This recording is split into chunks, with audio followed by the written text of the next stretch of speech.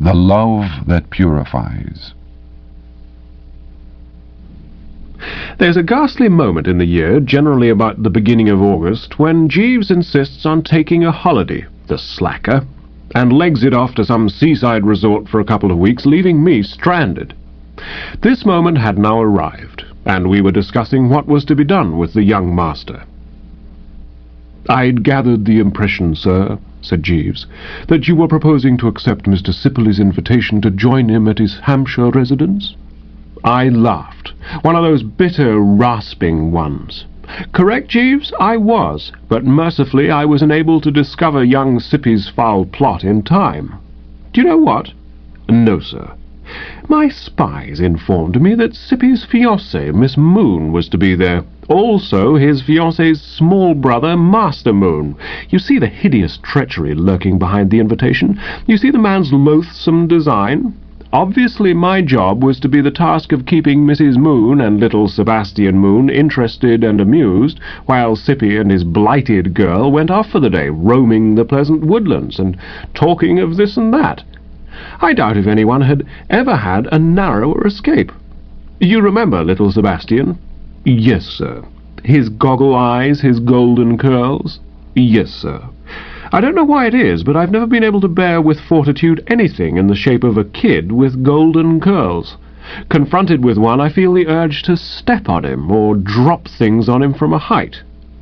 "Many strong natures are affected in the same way, sir."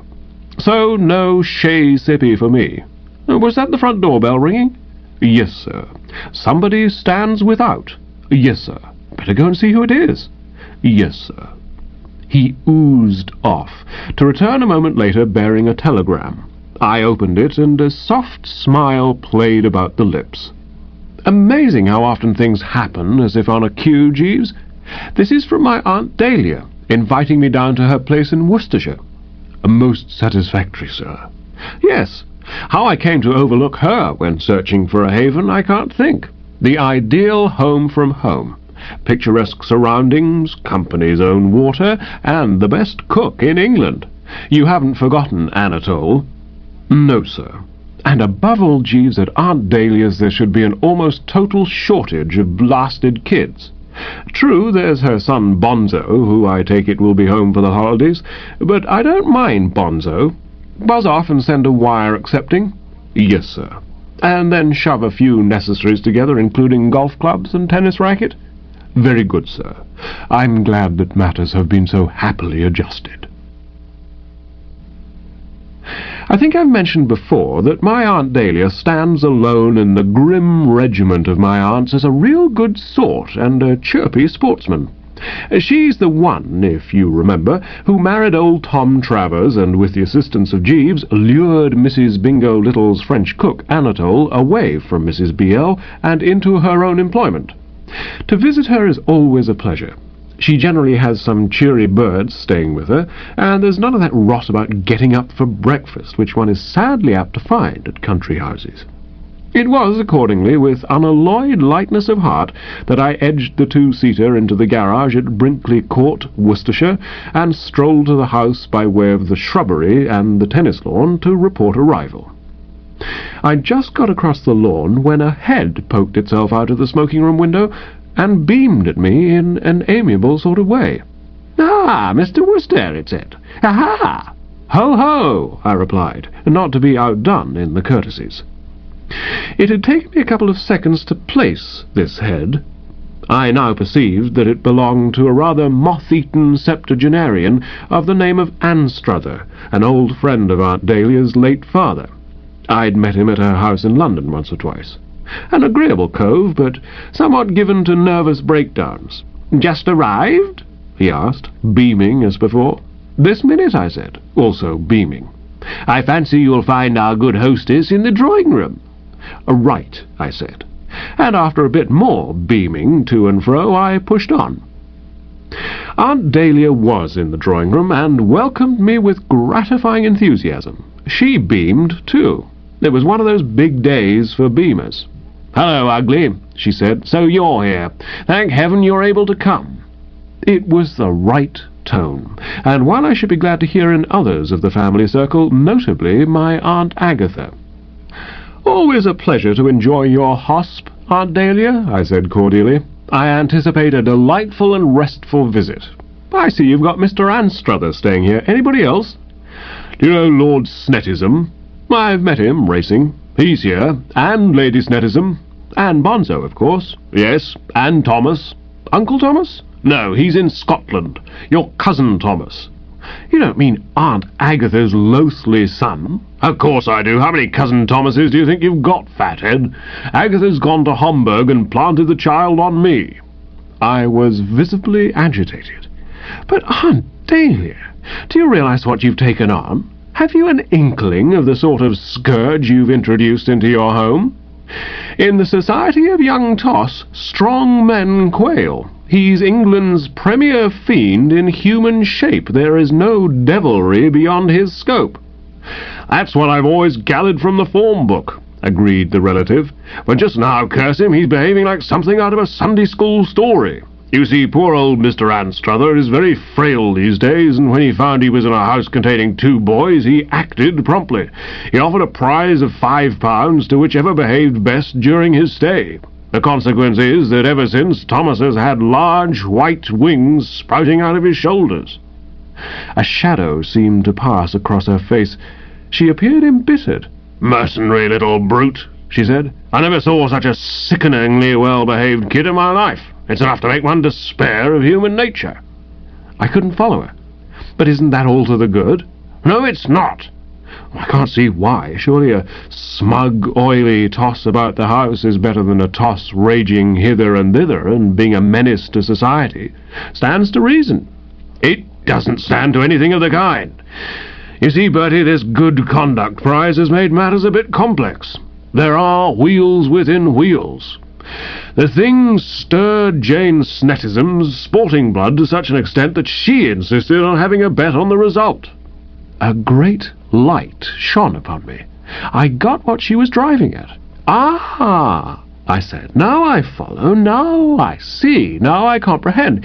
She's betting on Toss, is she?" "Yes, and naturally knowing him, I thought the thing was in the bag."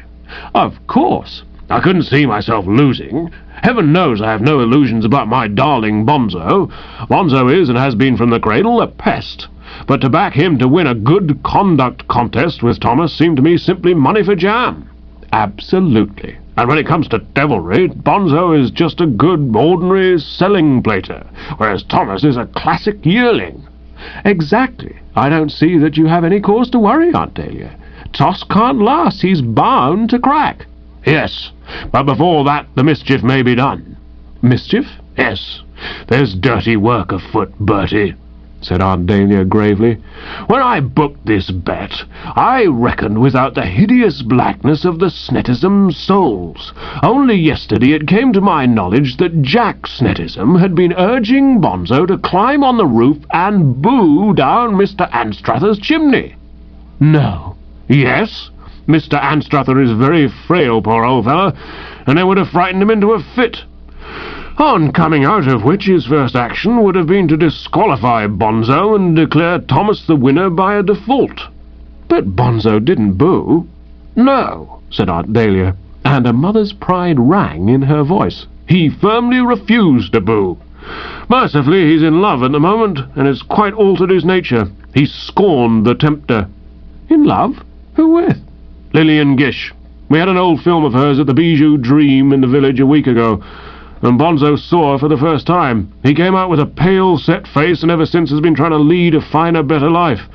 So, the peril was averted." "That's good." "Yes, but now it's my turn. You don't suppose I'm going to take a thing like that lying down, do you? Treat me right, and I'm fairness itself, but try any of this nobbling of starters, and I can play that game too. If this good conduct contest is to be run on rough lines, I can do my bit as well as anyone. Far too much hangs on this issue for me to handicap myself by remembering the lessons I learned at my mother's knee." "Lot of money involved?" "Much more than mere money. I've betted Anatole against Jane Snetism's kitchen maid." "Great Scott! Uncle Thomas will have something to say if he comes back and finds Anatole gone." "And won't he say it?" Pretty long odds you gave her, didn't you? I mean, Anatole is famed far and wide as a hash-slinger without peer. Well, Jane Snettism's kitchen maid is not to be sneezed at. She's very hot stuff, they tell me, and good kitchen maids nowadays are about as rare as original Holbeins. Besides, I had to give her a shade the best of the odds. She stood out for it. Well, anyway, to get back to what I was saying, if the opposition are going to place temptations in Bonzo's path, they shall jolly well be placed in Thomas's path too, and plenty of them. So ring for Jeeves and let him get his brain working. But I haven't brought Jeeves. You haven't brought Jeeves? No. He always takes his holidays at this time of year. He's down at Bognor for the shrimping. Aunt Dahlia registered deep concern. Then send for him at once. What earthly use do you suppose you are without Jeeves, you poor ditherer? I drew myself up a trifle, in fact, to my full height. Nobody has a greater respect for Jeeves than I have, but the Wooster pride was stung. Jeeves isn't the only one with brains, I said coldly. Leave this thing to me, Aunt Dahlia. By dinner-time tonight I shall hope to have a fully matured scheme to submit to your approval. If I can't thoroughly encompass this toss, I'll eat my hat.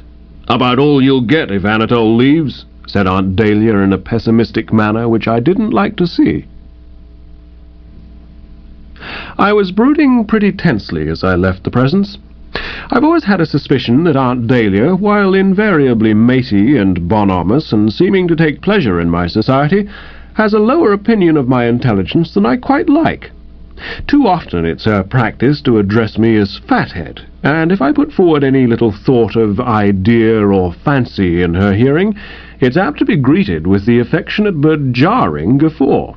In our recent interview, she'd hinted quite plainly that she considered me negligible in a crisis which, like the present one, called for initiative and resource. It was my intention to show her how greatly she had underestimated me. To let you see the sort of fellow I really am, I got a ripe, excellent idea before I'd gone halfway down the corridor. I examined it for the space of 1.5 cigarettes, and could see no flaw in it, provided, I say provided, old Mr. Anstruther's notion of what constituted bad conduct squared with mine. The great thing on these occasions, as Jeeves will tell you, is to get a toehold on the psychology of the individual. Study the individual, and you'll bring home the bacon. Now, I'd been studying young Toss for years, and I knew his psychology from caviar to nuts. He's one of those kids who never let the sun go down on their wrath, if you know what I mean. I mean to say, do something to annoy or offend or upset this juvenile thug, and he'll proceed at the earliest possible op to wreak a hideous vengeance upon you.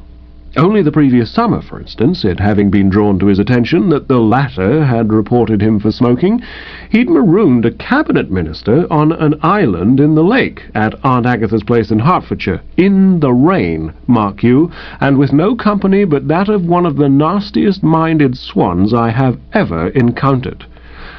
Well, I mean. So now it seemed to me that a few well-chosen taunts, or jibes, directed at his more sensitive points, must infallibly induce in this Toss a frame of mind which would lead to his working some sensational violence upon me.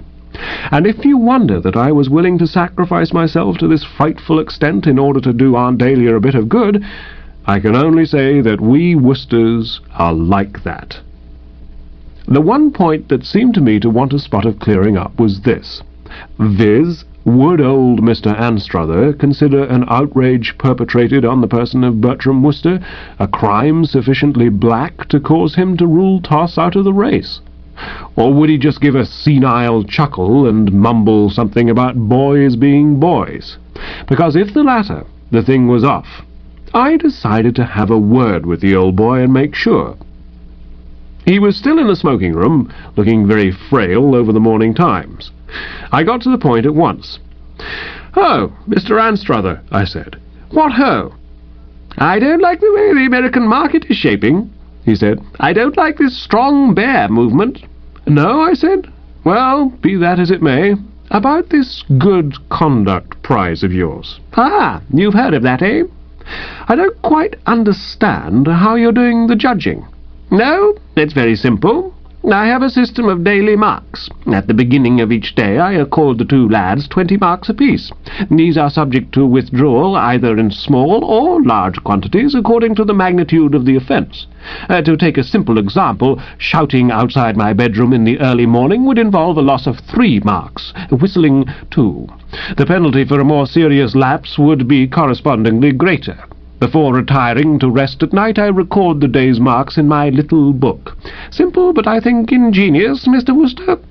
Absolutely. So far, the result has been extremely gratifying.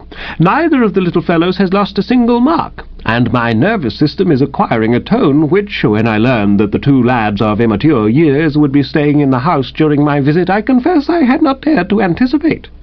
I see, I said. Great work.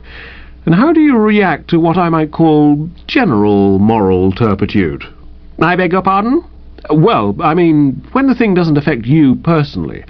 Suppose one of them did something to me, for instance, set a booby trap or something, or shall we say, put a toad or so in my bed. He seemed shocked at the very idea. I would certainly in such circumstances deprive the culprit of a full 10 marks. Only 10? 15 then. 20 is a nice round number. Well, possibly even 20. I have a peculiar horror of practical joking. Me too. You will not fail to advise me, Mr. Wooster, should such an outrage occur? You shall have the news before anyone, I assured him. And so out into the garden, ranging to and fro in quest of young Toss. I knew where I was now. Bertram's feet were on solid ground. I hadn't been hunting long before I found him in the summer-house, reading an improving book. "Hello," he said, smiling a saint-like smile. This scourge of humanity was a chunky kid whom a too indulgent public had allowed to infest the country for a matter of 14 years. His nose was snub, his eyes green, his general aspect that of one studying to be a gangster. I'd never liked his looks much, and with a saint-like smile added to them, they became ghastly to a degree. I ran over in my mind a few assorted taunts. "Well, young Toss," I said, "so there you are. You're getting as fat as a pig." It seemed as good an opening as any other.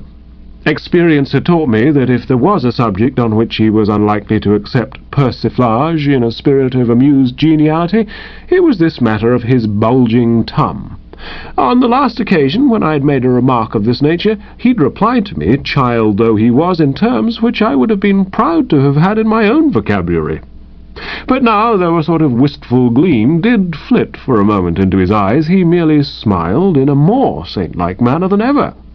"Yes, I think I've been putting on a little weight," he said gently. "I must try and exercise a lot while here. Won't you sit down, Bertie?" he asked, rising. "You must be tired after your journey. I'll get you a cushion. Have you cigarettes and matches? I could bring you some from the smoking room. Would you like me to fetch you something to drink?" It's not too much to say that I felt baffled. In spite of what Aunt Dahlia had told me, I don't think that until this moment I'd really believed there could have been anything in the nature of a genuinely sensational change in this young plug-ugly's attitude toward his fellows. But now, hearing him talk as if he were a combination of Boy Scout and delivery wagon, I felt definitely baffled. However, I stuck at it in the old bulldog way. "Are you still at that rotten kids' school of yours?" I asked.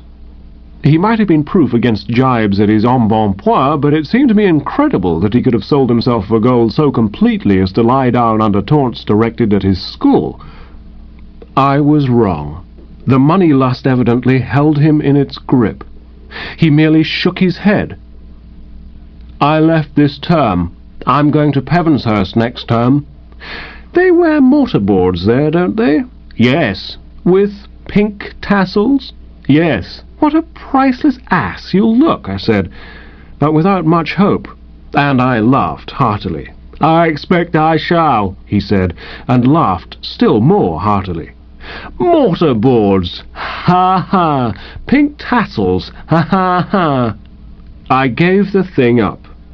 "Well, toof toof," I said moodily, and withdrew.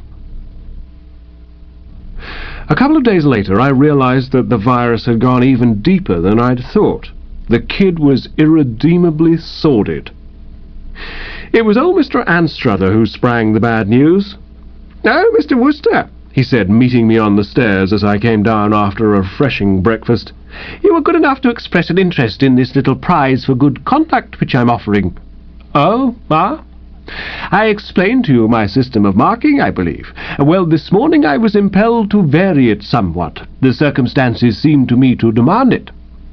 I happened to encounter our hostess's nephew, the boy Thomas, returning to the house, his aspect somewhat weary, it appeared to me, and travel-stained.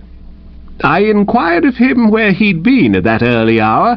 It was not yet breakfast time, and he replied that he had heard you mention overnight a regret that you had omitted to order the Sporting Times to be sent to you before leaving London, and he had actually walked all the way to the railway station, a distance of more than 3 miles, to procure it for you." The old boy swam before my eyes.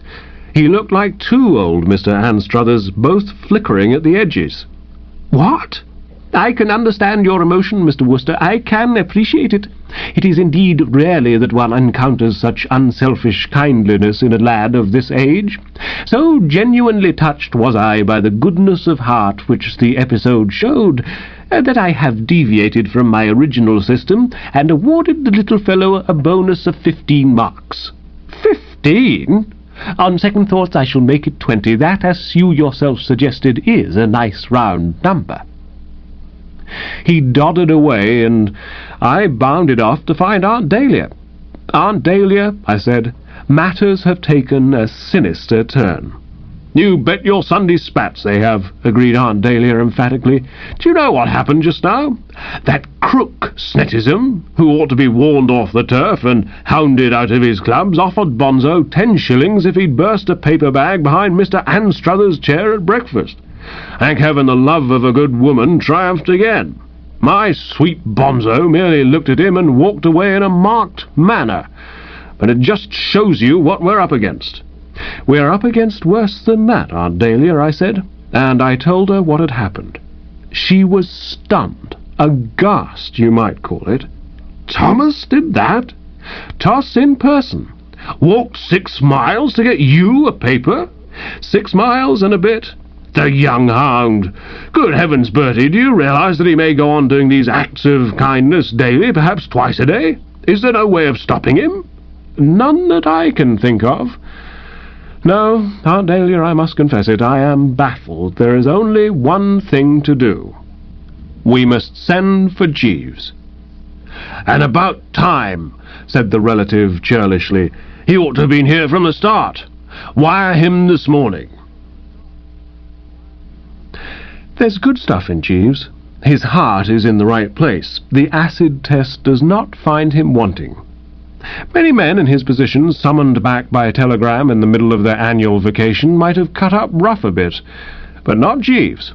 On the following afternoon, in he blew, looking bronzed and fit, and I gave him the scenario without delay. "So there you have it, Jeeves," I said, having sketched out the facts. "The problem is one that will exercise your intelligence to the utmost. Rest now, and tonight, after a light repast, withdraw to some solitary place and get down to it. Is there any particularly stimulating food or beverage you'd like for dinner? Anything that you feel would give the old brain just that extra fillip? If so, name it." "Thank you very much, sir, but I've already hit upon a plan which should, I fancy, prove effective." I gazed at the man with some awe. "Already?" "Yes, sir." "Not already?" "Yes, sir." "Something to do with the psychology of the individual?" "Precisely, sir." I shook my head, a bit discouraged. Doubts had begun to creep in. "Well, spring it, Jeeves," I said, "but I haven't much hope. Having only just arrived, you can't possibly be aware of the frightful change that's taken place in young Toss.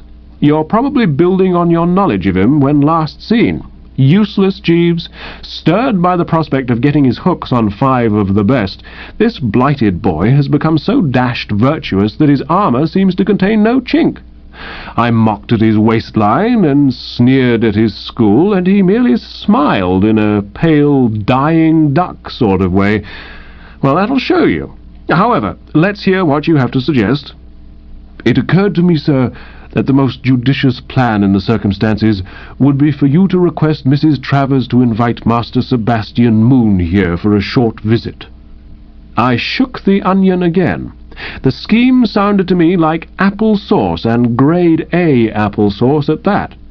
"What earthly good would that do?" I asked, not without a touch of asperity. "Why Sebastian Moon?"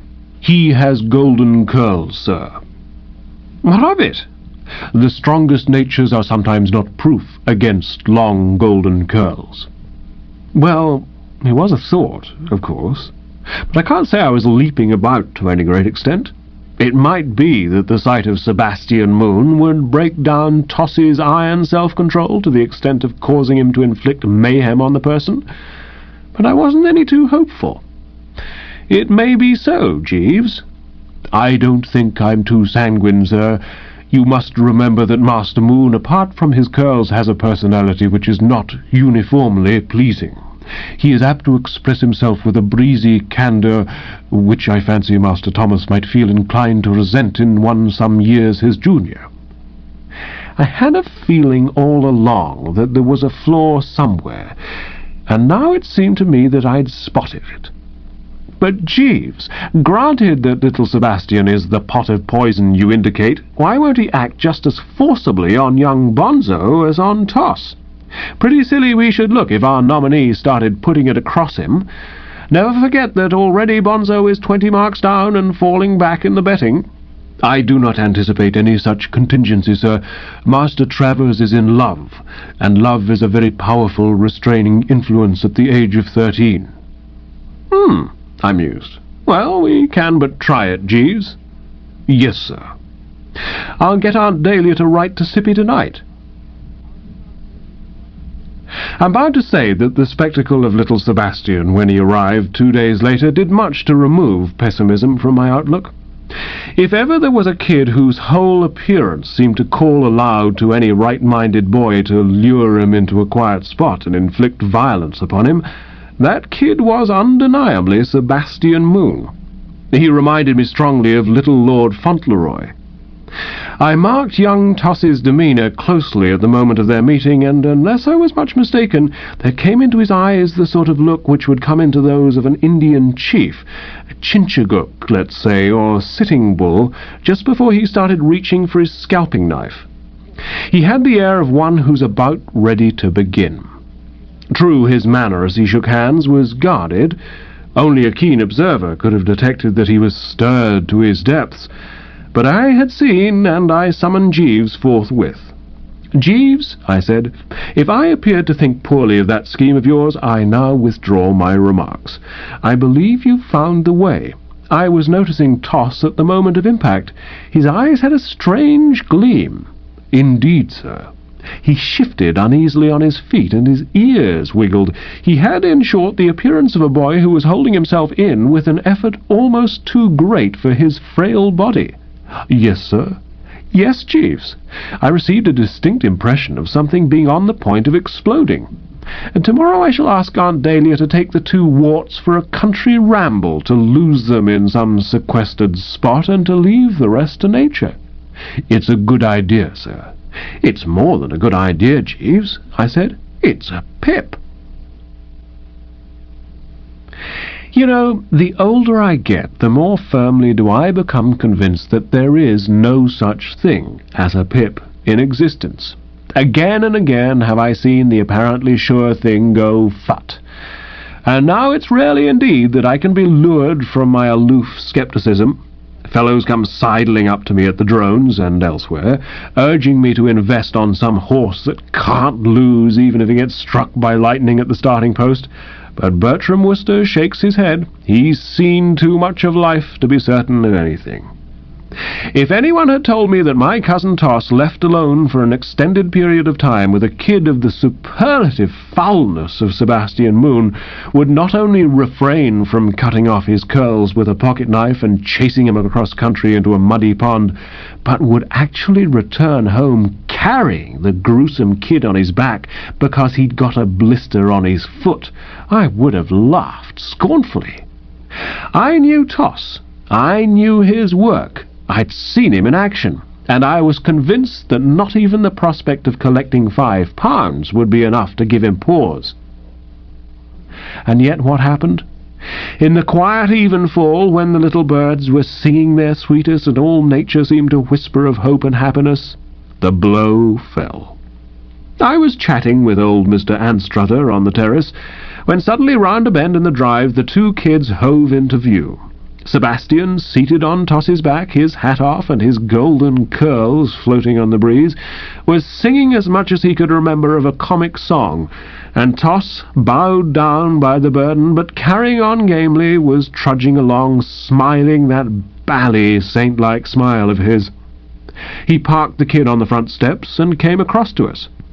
"Sebastian got a nail in his shoe," he said in a low, virtuous voice. "It hurt him to walk, so I gave him a piggyback." I heard old Mr. Anstruther draw in his breath sharply.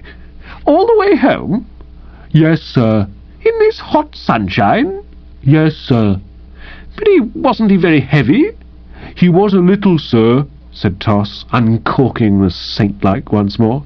"But it would have hurt him awfully to walk." I pushed off. I had had enough. If ever a septuagenarian looked on the point of handing out another bonus, that septuagenarian was old Mr. Anstruther. He had the unmistakable bonus glitter in his eye. I withdrew and found Jeeves in my bedroom messing about with ties and things. He pursed the lips a bit on hearing the news. "Serious, sir." "Very serious, Jeeves." "I had feared this, sir." "Had you?" "I hadn't. I was convinced Toss would have massacred young Sebastian. I banked on it. It just shows what the greed for money will do. This is a commercial age, Jeeves. When I was a boy, I would cheerfully have forfeited £5 in order to deal faithfully with a kid like Sebastian. I would have considered it money well spent."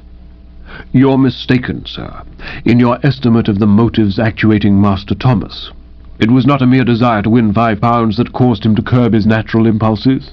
"Eh?" "I have ascertained the true reason for his change of heart, sir." I felt fogged. "Religion, Jeeves?" "No, sir. Love." "Love?" "Yes, sir. The young gentleman confided in me during a brief conversation in the hall shortly after luncheon.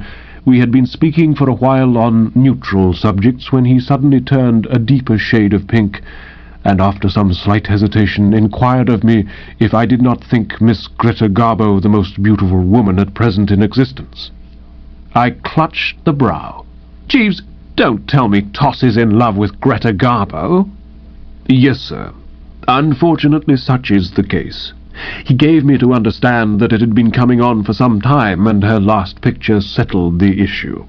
His voice shook with an emotion which it was impossible to misread. "I gathered from his observation, sir, that he proposes to spend the remainder of his life trying to make himself worthy of her." It was a knockout. This was the end. "This is the end, Jeeves," I said. "Bonzo must be a good 40 marks behind by now.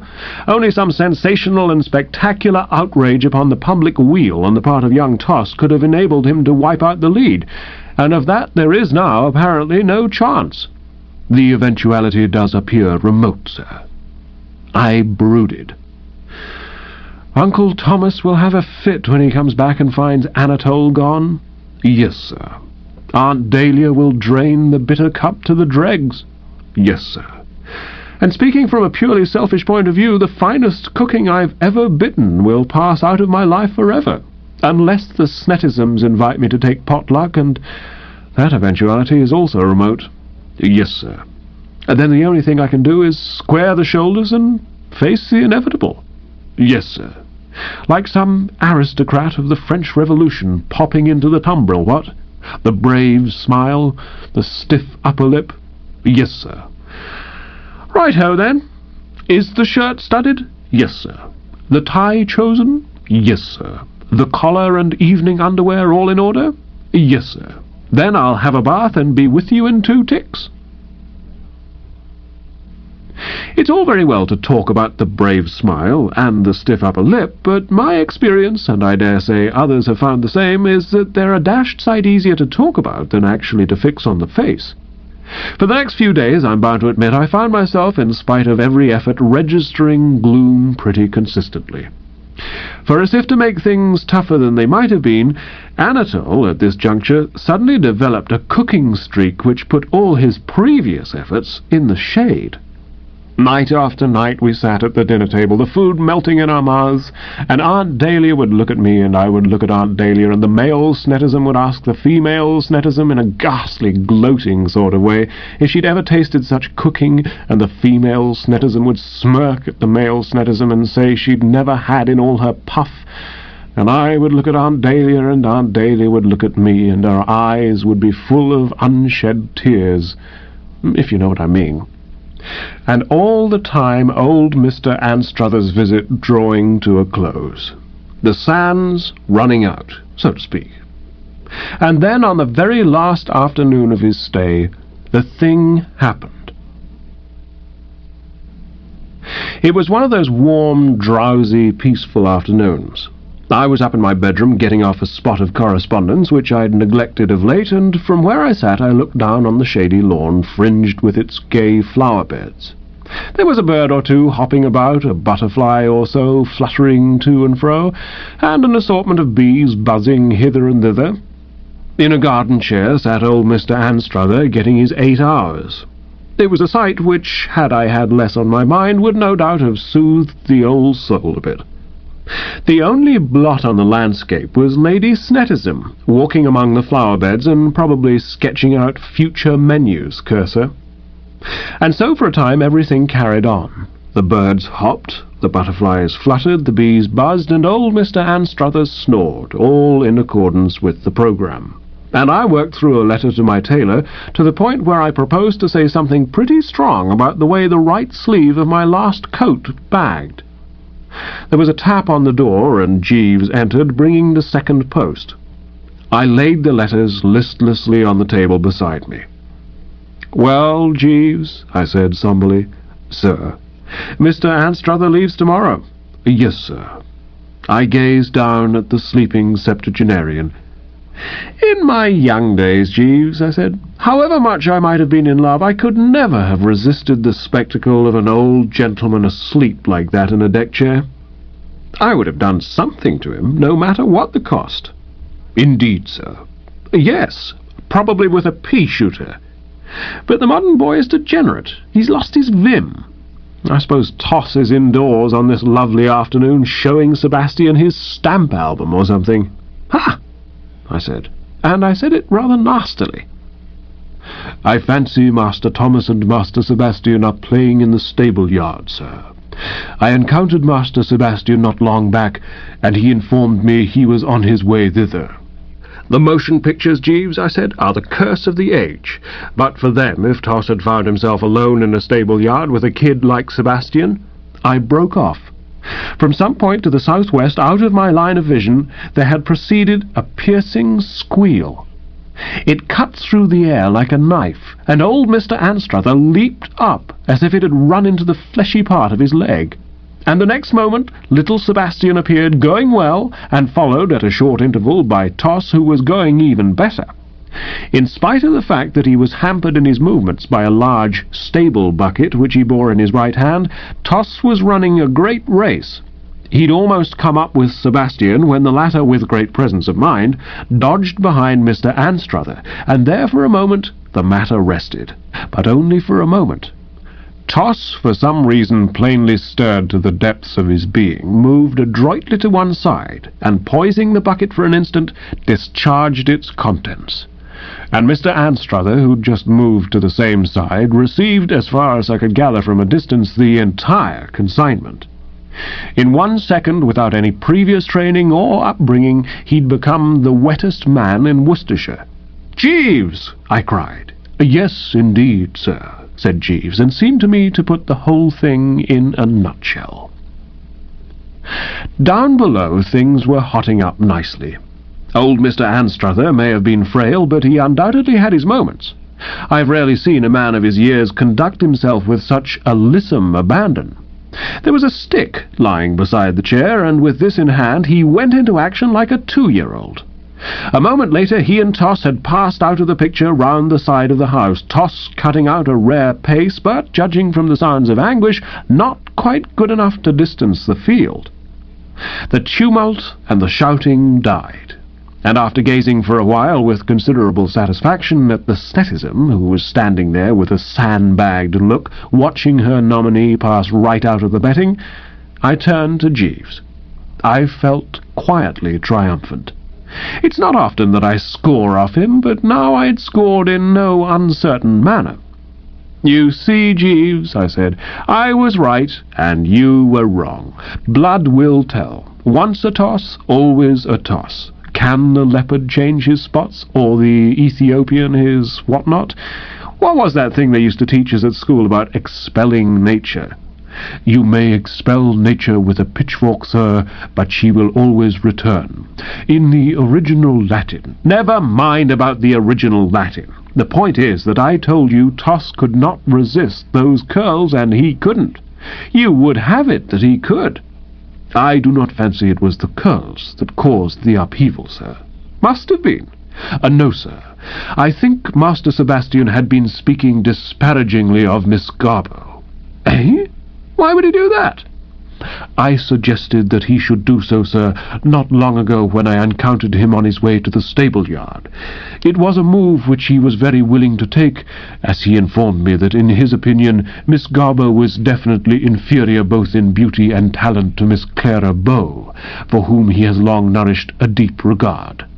From what we have just witnessed, sir, I imagine that Master Sebastian must have introduced the topic into the conversation at an early point." I sank into a chair. The Wooster system can stand just so much. "Jeeves, sir, you tell me that Sebastian Moon, a stripling of such tender years that he can go about the place with long curls without causing mob violence, is in love with Clara Bow? And has been for some little time, he gave me to understand, sir." "Jeeves, this younger generation is hot stuff." "Yes, sir." "Were you like that in your day?" "No, sir." "Nor I, Jeeves. At the age of 14 I once wrote to Mary Lloyd for her autograph, but apart from that, my private life could bear the strictest investigation. However, that's not the point. The point is, Jeeves, that once more I must pay you a marked tribute." "Thank you very much, sir." "Once more you stepped forward like the great man you are and spread sweetness and light in no uncertain measure. I'm glad to have given satisfaction, sir. Would you be requiring my services any further?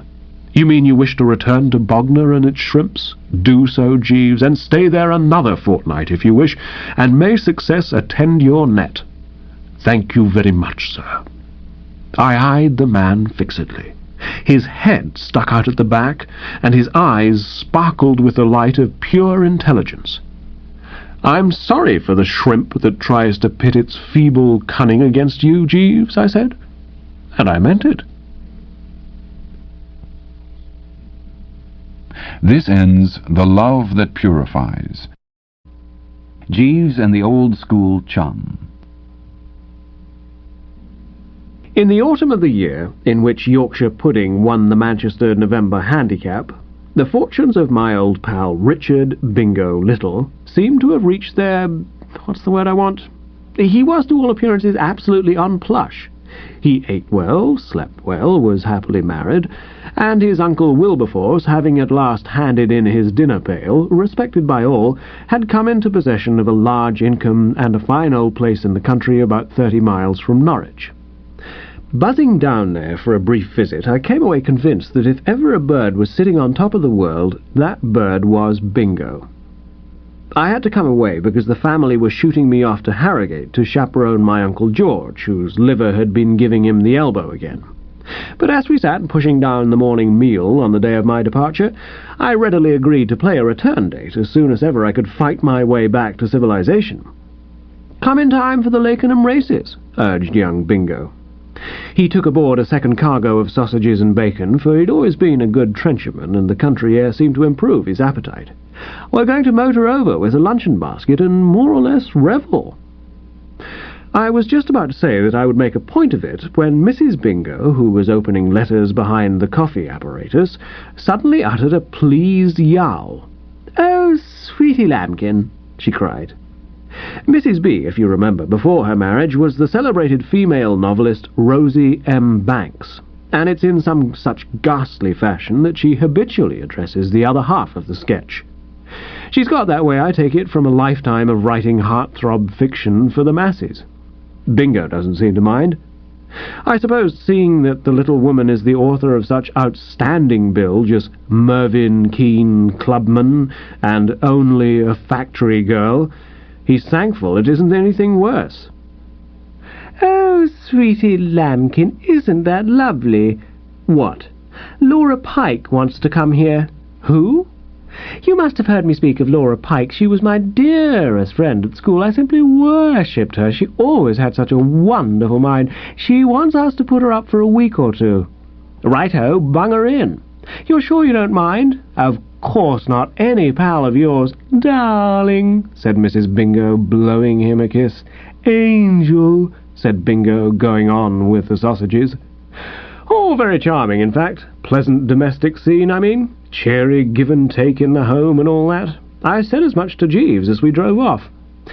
'In these days of unrest, Jeeves,' I said, 'with wives yearning to fulfil themselves and husbands slipping round the corner to do what they shouldn't, and the home, generally speaking, in the melting pot, as it were, it's nice to find a thoroughly united couple.' Decidedly agreeable, sir. I allude to the Bingos, Mr. and Mrs. Exactly, sir. What was it the poet said of couples like the Bingies? 'Two minds with but a single thought, two hearts that beat as one,' sir. A dashed good description, Jeeves. It has, I believe, given uniform satisfaction, sir." And yet if I'd only known, what I'd been listening to that AM was the first faint rumble of the coming storm. Unseen, in the background, fate was quietly slipping the lead into the boxing glove. I managed to give Uncle George a miss at a fairly early date, and leaving him wallowing in the waters, sent a wire to the Bingos announcing my return. It was a longish drive, and I fetched up at my destination only just in time to dress for dinner. I'd done a quick dash into the soup and fish, and was feeling pretty good at the prospect of a cocktail and the well-cooked, when the door opened and Bingo appeared. "Hello, Bertie," he said. "Ah, Jeeves." He spoke in one of those toneless voices, and catching Jeeves's eye as I adjusted the old cravat, I exchanged a questioning glance with it. From its expression I gathered that the same thing had struck him that had struck me, viz. That our host, the young squire, was none too chirpy. The brow was furrowed, the eye lacked that hearty sparkle, and the general bearing and demeanour were those of a body discovered after being several days in the water. "Anything up, Bingo?" I asked, with the natural anxiety of a boyhood friend. "You have a mouldy look. Are you sickening for some sort of plague?" "I've got it." "Got what?" "The plague." "How do you mean?" "She's on the premises now," said Bingo, and laughed in an unpleasant, hacking manner, as if he were missing on one tonsil. I couldn't follow him. The old egg seemed to me to speak in riddles. "You seem to me, old egg," I said, "to speak in riddles. Don't you think he speaks in riddles, Jeeves?" "Yes, sir." "I'm talking about the Pike," said Bingo. "What Pike?" "Laura Pike, don't you remember?" "Oh, of course, the school chum, the seminary crony. Is she still here?" "Yes, and looks like staying forever. Rosie's absolutely potty about her, hangs on her lips." "The glamour of the old days still persists, eh?" "I should say it does," said young Bingo. "This business of schoolgirl friendships beats me. Hypnotic is the only word. I can't understand it. Men aren't like that. You and I were at school together, Bertie, but my gosh, I don't look on you as a sort of mastermind." "You don't?" "I don't treat your lightest utterance as a pearl of wisdom." "Why not?" "Yet Rosie does with this Pike. In the hands of the Pike she is mere putty. If you want to see what was once a first-class Garden of Eden becoming utterly ruined as a desirable residence by the machinations of a serpent, take a look round this place." "Why? What's the trouble?" "Laura Pike. said young Bingo with intense bitterness, is a food crank, curse her. She says we all eat too much and eat it too quickly, and anyway ought not to be eating it at all, but living on parsnips and similar muck. And Rosie, instead of telling the woman not to be a fathead, gazes at her in wide-eyed admiration, taking it in through the pores. The result is that the cuisine of this house has been shot to pieces, and I'm starving on my feet. Well, when I tell you that it's weeks since a beefsteak pudding raised its head in the home, you'll understand what I mean. At this point, the gong went. Bingo listened with a moody frown. "I don't know why they still bang that damn thing," he said. "There's nothing to bang it for." "By the way, Bertie, would you like a cocktail?" "I would." "Well, you won't get one. We don't have cocktails anymore. The girlfriend says they corrode the stomachic tissues." I was appalled. I had had no idea that the evil had spread as far as this. "No cocktails?" "No, and you'll be dashed lucky if it isn't a vegetarian dinner." "Bingo!" I cried, deeply moved. "You must act. You must assert yourself. You must put your foot down. You must take a strong stand. You must be master in the home." He looked at me. A long, strange look. "You aren't married, are you, Bertie?" "You know I'm not." "I should have guessed it, anyway. Come on." Well, the dinner wasn't absolutely vegetarian, but when you'd said that, you'd said everything. It was sparse, meagre, not at all the jolly, chunky repast for which the old Tum was standing up and clamouring after its long motor ride. And what there was of it was turned to ashes in the mouth by the conversation of Miss Laura Pike. In happier cirques, and if I hadn't been informed in advance of the warped nature of her soul, I might have been favourably impressed by this female at the moment of our meeting. She was really rather a good-looking girl, a bit strong in the face, but nevertheless quite reasonably attractive. But had she been a thing of radiant beauty, she could never have clicked with Bertram Wooster. Her conversation was of a kind which would have queered Helen of Troy with any right-thinking man. During dinner she talked all the time, and it didn't take me long to see why the iron had entered into Bingo's soul. Practically all she said was about food, and Bingo's tendency to shovel it down in excessive quantities, thereby handing the lemon to his stomachic tissues. She didn't seem particularly interested in my stomachic tissues, rather giving the impression that if Bertram burst, it would be all right with her.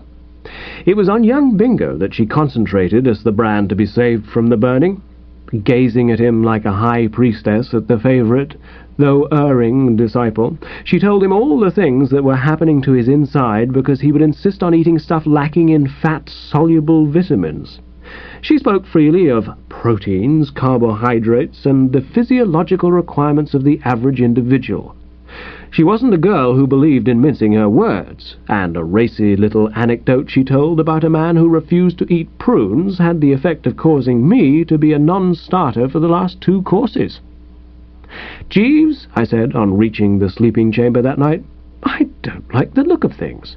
"No, sir." "No, Jeeves, I don't. I view the situation with concern. Things are worse than I thought they were. Mr. Little's remarks before dinner may have given you the impression that the Pike merely lectured on food reform in a general sort of way. Such, I now find, is not the case. By way of illustrating her theme, she points to Mr. Little as the awful example. She criticizes him, Jeeves." "Indeed, sir." "Yes, openly. Keeps telling him he eats too much, drinks too much, and gobbles his food. I wish you could have heard a comparison she drew between him and the late Mr. Gladstone, considering them in the capacity of food chewers. It left young Bingo very much with the short end of the stick, and the sinister thing is that Mrs. Bingo approves. Are wives often like that? Welcoming criticism of the Lord and Master, I mean?" "They are generally open to suggestions from the outside public with regard to the improvement of their husbands, sir." "That's why married men are one, what?" "Yes, sir." I had had the foresight to send the man downstairs for a plate of biscuits. I bit a representative specimen thoughtfully. "Do you know what I think, Jeeves?" "No, sir." "I think Mr. Little doesn't realize the full extent of the peril which threatens his domestic happiness. I'm beginning to understand this business of matrimony. I'm beginning to see how the thing works. Would you care to hear how I figure it out, Jeeves? Extremely, sir. Well, it's like this. Take a couple of birds. These birds get married, and for a while all is gas and gaiters. The female regards her mate as about the best thing that ever came a girl's way. He is her king, if you know what I mean. She looks up to him and respects him. Joy, as you might say, reigns supreme, eh? Very true, sir. Then, gradually, by degrees, little by little, if I may use the expression, disillusionment sets in.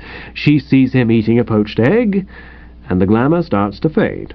She watches him mangling a chop, and it continues to fade, and so on, if you follow me, and so forth. I follow you perfectly, sir. But mark this, Jeeves, this is the point. Here we approach the nub. Usually it's all right, because, as I say, the disillusionment comes gradually and the female has time to adjust herself. But in the case of young Bingo, owing to the indecent outspokenness of the pike, it's coming in a rush. Absolutely in a flash, without any previous preparation. Mrs. Bingo is having Bingo presented to her as a sort of human boa constrictor, full of unpleasantly jumbled interior organs. The picture which the pike is building up for her in her mind is that of one of those men you see in restaurants, with 3 chins, bulging eyes, and the veins starting out on the forehead. A little more of this, and love must wither. You think so, sir? I'm sure of it. No affection can stand the strain. Twice during dinner tonight, the pike said things about young Bingo's intestinal canal which I shouldn't have thought would have been possible in mixed company, even in this lax post-war era. Well, you see what I mean. You can't go on knocking a man's intestinal canal indefinitely without causing his wife to stop and ponder. The danger, as I see it, is that after a bit more of this, Mrs. Little will decide that tinkering is no use, and that the only thing to do is to scrap Bingo and get a newer model. Most disturbing, sir. Something must be done, Jeeves. You must act. Unless you can find some way of getting this pike out of the woodwork, and that right speedily, the Holmes number is up. You see, what makes matters worse is that Mrs. Bingo is romantic. Women like her, who consider the day ill spent if they haven't churned out 5,000 words of super-fatted fiction, are apt, even at the best of times, to yearn a trifle. The ink gets into their heads. I mean to say, I shouldn't wonder if right from the start Mrs. Bingo hasn't had a sort of sneaking regret that Bingo isn't one of those strong, curt, empire-building kind of Englishmen she puts into her books, with sad, unfathomable eyes, lean, sensitive hands, and riding boots. See what I mean? Precisely, sir. You imply that Miss Pike's criticisms will have been instrumental in moving the hitherto unformulated dissatisfaction from the subconscious to the conscious mind. Once again, Jeeves, I said, trying to grab it as it came off the bat, but missing it by several yards.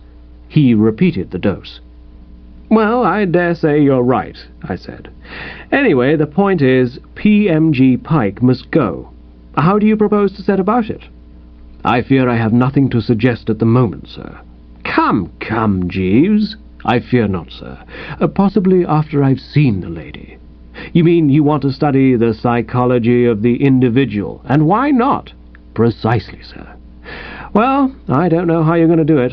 After all, I mean, you can hardly cluster round the dinner table and drink in the Pike's small talk. There is that difficulty, sir.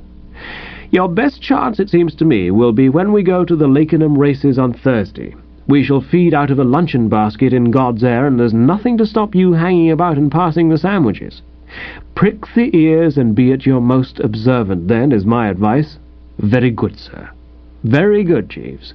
Be there, then, with the eyes popping, and meanwhile dash downstairs and see if you can dig up another instalment of these biscuits. I need them, sorely.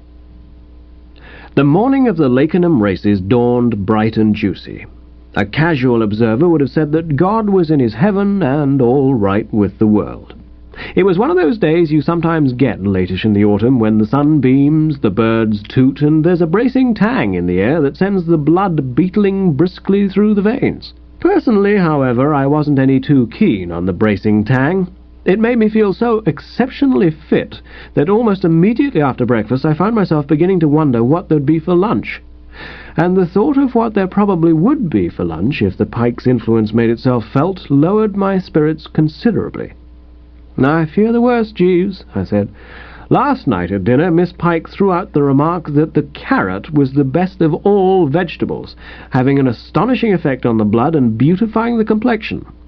Now, I'm all for anything that bucks up the Wooster blood. Also, I'd like to give the natives a treat by letting them take a look at my rosy, glowing cheeks, but not at the expense of lunching on raw carrots. To avoid any ranny-gazoo, therefore, I think it'll be best if you add a bit for the young master to your personal packet of sandwiches. I don't want to be caught short." "Very good, sir." At this point, young Bingo came up. I hadn't seen him looking so jaunty for days. "I've just been superintending the packing of the lunch basket, Bertie," he said. "I stood over the butler and saw that there was no nonsense." "All pretty sound?" I asked, relieved. "All indubitably sound." "No carrots?" "No carrots," said young Bingo. "There's ham sandwiches," he proceeded, a strange, soft light in his eyes, "and tongue sandwiches, and hard-boiled eggs, and lobster, and a cold chicken, and sardines, and a cake, and a couple of bottles of boulanger, and some old brandy." "It has the right ring," I said, "and if we want a bite to eat after that, of course, we can go to the pub." "What pub?" "Isn't there a pub on the course?" "There's not a pub for miles. That's why I was so particularly careful that there should be no funny work about the basket. The common where these races are held is a desert without an oasis, practically a death trap. I met a fellow the other day who told me he got there last year and unpacked his basket and found that the champagne had burst and, together with the salad dressing, had soaked into the ham, which in its turn had got mixed up with the gorgonzola cheese, forming a sort of paste. He had had rather a bumpy bit of road to travel over." "What did he do?" "Oh, he ate the mixture. It was the only course. But he said he could still taste it sometimes, even now." In ordinary circs, I can't say I should have been any too braced at the news that we're going to split up for the journey in the following order: Bingo and Mrs. Bingo in their car, and the Pike in mine, with Jeeves sitting behind in the dicky. But things being as they were, the arrangement had its points. It meant that Jeeves would be able to study the back of her head and draw his deductions, while I could engage her in conversation and let him see for himself what manner of female she was. I started accordingly directly we'd all rolled off, and all through the journey until we fetched up at the course she gave of her best. It was with considerable satisfaction that I parked the car beside a tree and hopped out. "You were listening, Jeeves?" I said gravely. "Yes, sir." "A tough baby?" "Undeniably, sir." Bingo and Mrs. Bingo came up. "The first race won't be for half an hour," said Bingo. "We'd better lunch now. Fish the basket out, Jeeves, would you mind?" "Sir?" "The luncheon basket," said Bingo in a devout sort of voice, licking his lips lightly. "The basket is not in Mr. Wooster's car, sir." "What?" "I assumed that you were bringing it in your own, sir." I've never seen the sunshine fade out of anybody's face as quickly as it did out of Bingo's. He uttered a sharp, wailing cry. "Rosie?" "Yes, sweetie pie?" "The lunch, the basket." "What, darling?" "The luncheon basket." "What about it, precious?" "It's been left behind." "Oh, has it?" said Mrs. Bingo. I confess she'd never fallen lower in my estimation. I'd always known her as a woman with as healthy an appreciation of her meals as any of my acquaintance.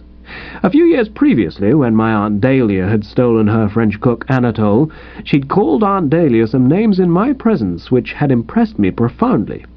Yet now, when informed that she was marooned on a bally prairie without bite or sup, all she could find to say was, "Oh, has it?" I'd never fully realized before the extent to which she'd allowed herself to be dominated by the deleterious influences of the Pike. The Pike, for her part, touched an even lower level.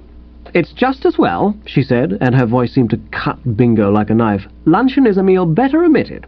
If taken, it should consist merely of a few muscatels, bananas, and grated carrots. It's a well-known fact." And she went on to speak at some length of the gastric juices in a vein far from suited to any gathering at which gentlemen were present. "So you see, darling," said Mrs. Bingo, "you'll really feel ever so much better and brighter for not having eaten a lot of indigestible food. It's much the best thing that could have happened." Bingo gave her a long, lingering look. "I see," he said. "Well, if you'll excuse me, I'll just go off somewhere where I can cheer a bit without exciting comment."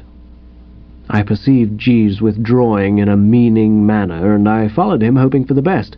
My trust was not misplaced. He'd brought enough sandwiches for 2. In fact, enough for 3. I whistled to Bingo, and he came slinking up, and we restored the tissues in a makeshift sort of way behind a hedge. Then Bingo went off to interview bookies about the first race, and Jeeves gave a cough.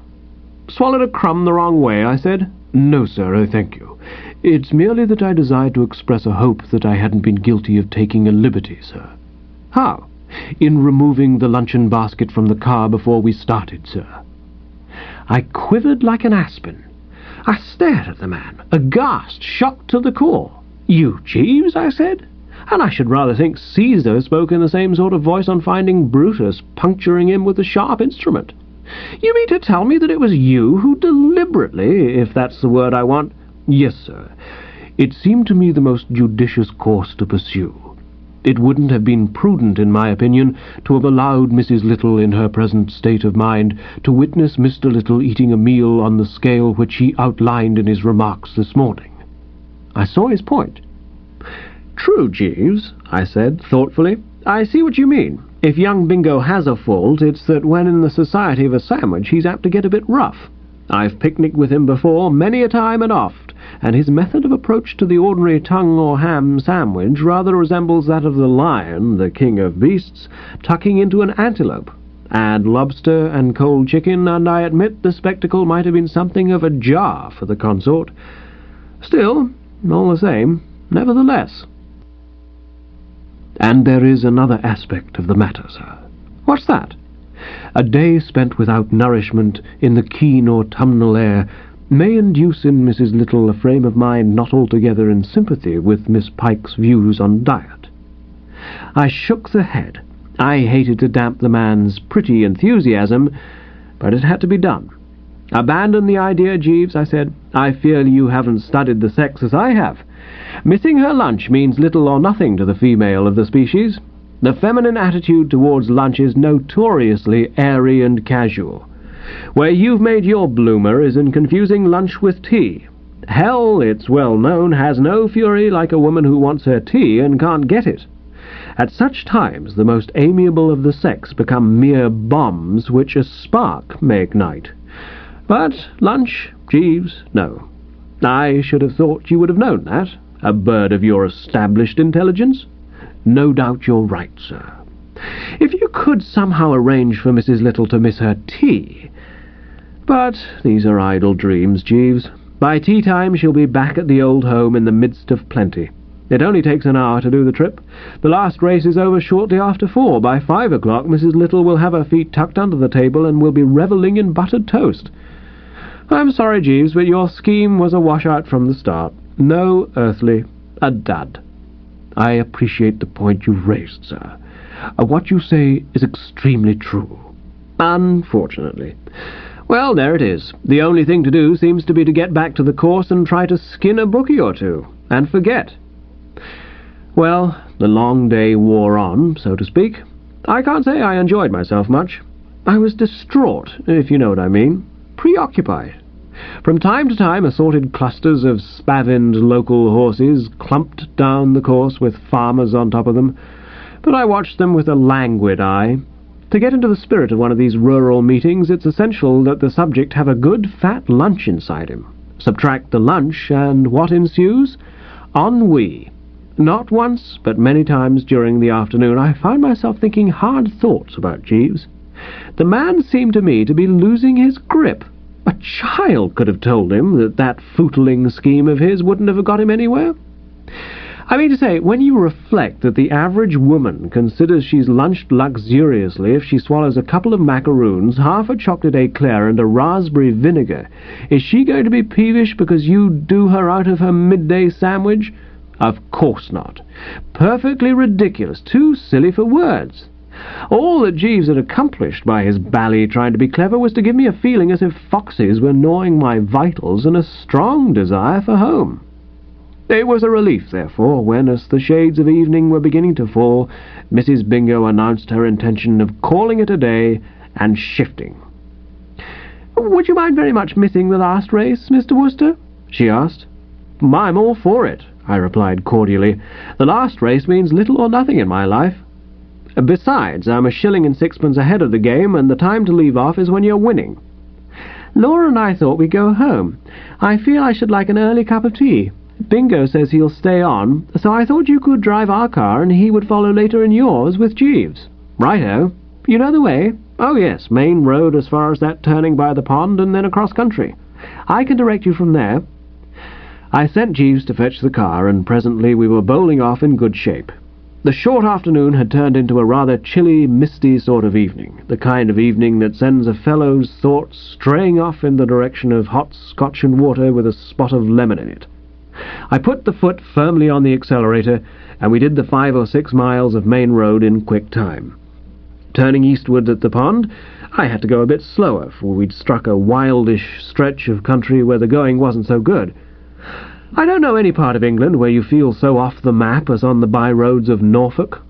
Occasionally we'd meet a cow or two, but otherwise we had the world pretty much to ourselves. I began to think about that drink again, and the more I thought, the better it looked. It's rummy how people differ in this matter of selecting the beverage that is to touch the spot. It's what Jeeves would call the psychology of the individual. Some fellows in my position might have voted for a tankard of ale, and the Pike's idea of a refreshing snort was, as I knew from what she'd told me on the journey out, a cupful of tepid pippin peel water, or failing that, what she called the fruit liquor. You make this, apparently, by soaking raisins in cold water and adding the juice of a lemon, after which I suppose you invite a couple of old friends in and have an orgy, burying the bodies in the morning. Personally, I had no doubts. I never wavered. Hot Scotch and water was the stuff for me, stressing the Scotch, if you know what I mean, and going fairly easy on the H2O. I seemed to see the beakers smiling at me across the misty fields, beckoning me on, as it were, and saying, "Courage, Bertram, it will not be long now." And with renewed energy I bunged the old foot down on the accelerator and tried to send the needle up to 60. Instead of which, if you follow my drift, the bally thing flickered for a moment to 35 and then gave the business up as a bad job. Quite suddenly and unexpectedly, no one more surprised than myself, the car let out a faint gurgle like a sick moose and stopped in its tracks. And there we were, somewhere in Norfolk, with darkness coming on and a cold wind that smelled of guano and dead mangel-wurzels playing searchingly about the spinal column. The backseat drivers gave tongue. "What's the matter? What's happened? Why don't you go on? What are you stopping for?" I explained. "I'm not stopping, it's the car. Why is the car stopped?" "Ah," I said, with a manly frankness that became me well. "There you have me." You see, I'm one of those birds who drive a lot but don't know the first thing about the works. The policy I pursue is to get aboard, prod the self-starter, and leave the rest to nature. If anything goes wrong, I scream for an AA scout. It's a system that answers admirably as a rule, but on the present occasion it blew a fuse owing to the fact that there wasn't an AA scout within miles. I explained as much to the fair cargo, and received in return a "Tcha!" from the Pike that nearly lifted the top of my head off. What with having a covey of female relations who've regarded me from childhood as about 10 degrees short of a half-wit, I've become rather a connoisseur of "Tchas," and the Pikes seem to me well up in Class A, possessing much of the timbre and brio of my Aunt Agatha's. "Perhaps I can find out what the trouble is," she said, becoming calmer. "I understand cars." She got out and began peering into the thing's vitals. I thought for a moment of suggesting that its gastric juices might have taken a turn for the worse owing to lack of fat-soluble vitamins, but decided on the whole not. I'm a pretty close observer, and it didn't seem to me that she was in the mood. And yet, as a matter of fact, I should have been about right at that. For after fiddling with the engine for a while in a discontented sort of way, the female was suddenly struck with an idea. She tested it, and it was proved correct. There wasn't a drop of petrol in the tank. No gas. In other words, a complete lack of fat-soluble vitamins. What it amounted to was that the job now before us was to get the old bus home purely by willpower. A feeling that from whatever angle they regarded the regrettable occurrence they could hardly blame me, I braced up a trifle. In fact, to the extent of a hearty, "Well, well, well." "No petrol," I said. "Fancy that." "But Bingo told me he was going to fill the tank this morning," said Mrs. Bingo. "I suppose he forgot," said the Pike. "He would." "What do you mean by that?" said Mrs. Bingo, and I noticed in her voice a touch of what's-it. "I mean he's just the sort of man who would forget to fill the tank," replied the Pike, who also appeared somewhat moved.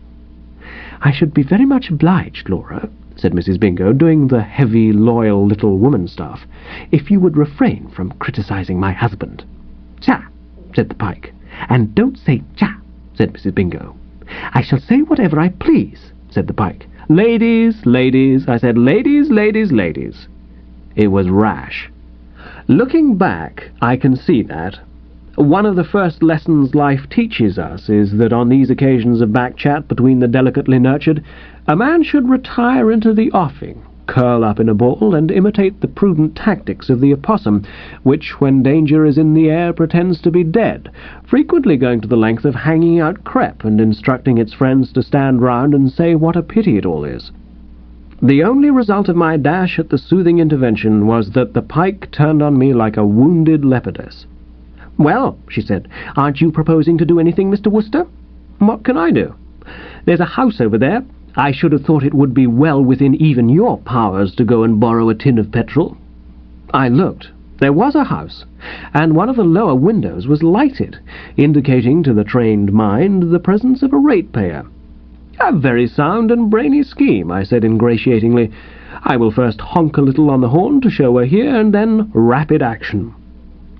I honked, with the most gratifying results. Almost immediately a human form appeared in the window. It seemed to be waving its arms in a matey and welcoming sort of way. Stimulated and encouraged, I hastened to the front door and gave it a breezy bang with the knocker. Things I felt were moving. The first bang produced no result. I'd just lifted the knocker for the encore when it was wrenched out of my hand. The door flew open, and there was a bloke with spectacles on his face, and all round the spectacles an expression of strained anguish. A bloke with a secret sorrow.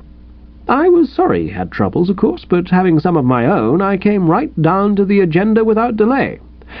"I say," I began. The bloke's hair was standing up in a kind of tousled mass, and at this juncture, as if afraid it wouldn't stay like that without assistance, he ran a hand through it, and for the first time I noticed that the spectacles had a hostile gleam. "Was that you making that infernal noise?" he asked. Yes," I said. "I did toot."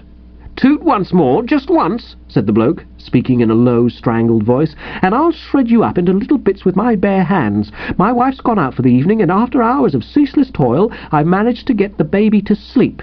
And you come along making that hideous din with your damned horn. What do you mean by it, blast you?" Well, that's how matters stand," said the bloke, summing up. "One more toot, just one single, solitary suggestion of the faintest shadow or suspicion of anything remotely approaching a toot, and may the Lord have mercy on your soul." "What I want," I said, "is petrol." "What you'll get," said the bloke, "is a thick ear." And closing the door with the delicate caution of one brushing flies off a sleeping Venus, he passed out of my life. Women, as a sex, are always apt to be a trifle down on the defeated warrior. Returning to the car, I was not well received. The impression seemed to be that Bertram had not acquitted himself in a fashion worthy of his crusading ancestors. I did my best to smooth matters over, but you know how it is. When you've broken down on a chilly autumn evening, miles from anywhere, and have missed lunch and looked like missing tea as well, mere charm of manner can never be a really satisfactory substitute for a tinful of that juice. Things got so noticeably unpleasant, in fact, that after a while, mumbling something about getting help, I sidled off down the road. And by Jove, I hadn't gone half a mile before I saw lights in the distance, and there, in the middle of this forsaken desert, was a car. I stood in the road and whooped as I'd never whooped before. "Hi!" I shouted. "I say hi! Half a minute! Hi! Ho! I say ho! Hi! Just a second, if you don't mind!" The car reached me and slowed up. A voice spoke. "Is that you, Bertie?" "Hello, Bingo! Is that you? I say, Bingo, we've broken down." Bingo hopped out. "Give us 5 minutes, Jeeves," he said, "and then drive slowly on." "Very good, sir." Bingo joined me. "We aren't going to walk, are we?" I asked. "Where's the sense?" "Yes, walk, laddie," said Bingo, "and warily withal. I want to make sure of something. Bertie, how were things when you left? Hotting up? A trifle. You observed symptoms of a row, a quarrel, a parting of brass rags between Rosie and the Pike? It did seem a certain liveliness. Tell me." I related what had occurred. He listened intently. "Bertie," he said as we walked along, "you're present at a crisis in your old friend's life. It may be that this vigil in a broken-down car will cause Rosie to see what you'd have thought she ought to have seen years ago, viz. That the Pike is entirely unfit for human consumption and must be cast into outer darkness, where there is a wailing and gnashing of teeth. I'm not betting on it, but stranger things have happened. Rosie is the sweetest girl in the world, but like all women she gets edgy towards tea-time, and today, having missed lunch— Hark!" He grabbed my arm and we paused, tense, agog. From down the road came the sound of voices, and a mere instant was enough to tell us that it was Mrs. Bingo and the Pike talking things over. I'd never listened in on a real, genuine female row before, and I'm bound to say it was pretty impressive. During my absence, matters appeared to have developed on rather a spacious scale. They'd reached the stage now where the combatants had begun to dig into the past and rake up old scores. Mrs. Bingo was saying that the Pike would never have got into the hockey team at St. Adela's if she hadn't flattered and fawned upon the captain in a way that it made Mrs. Bingo, even after all these years, sick to think of.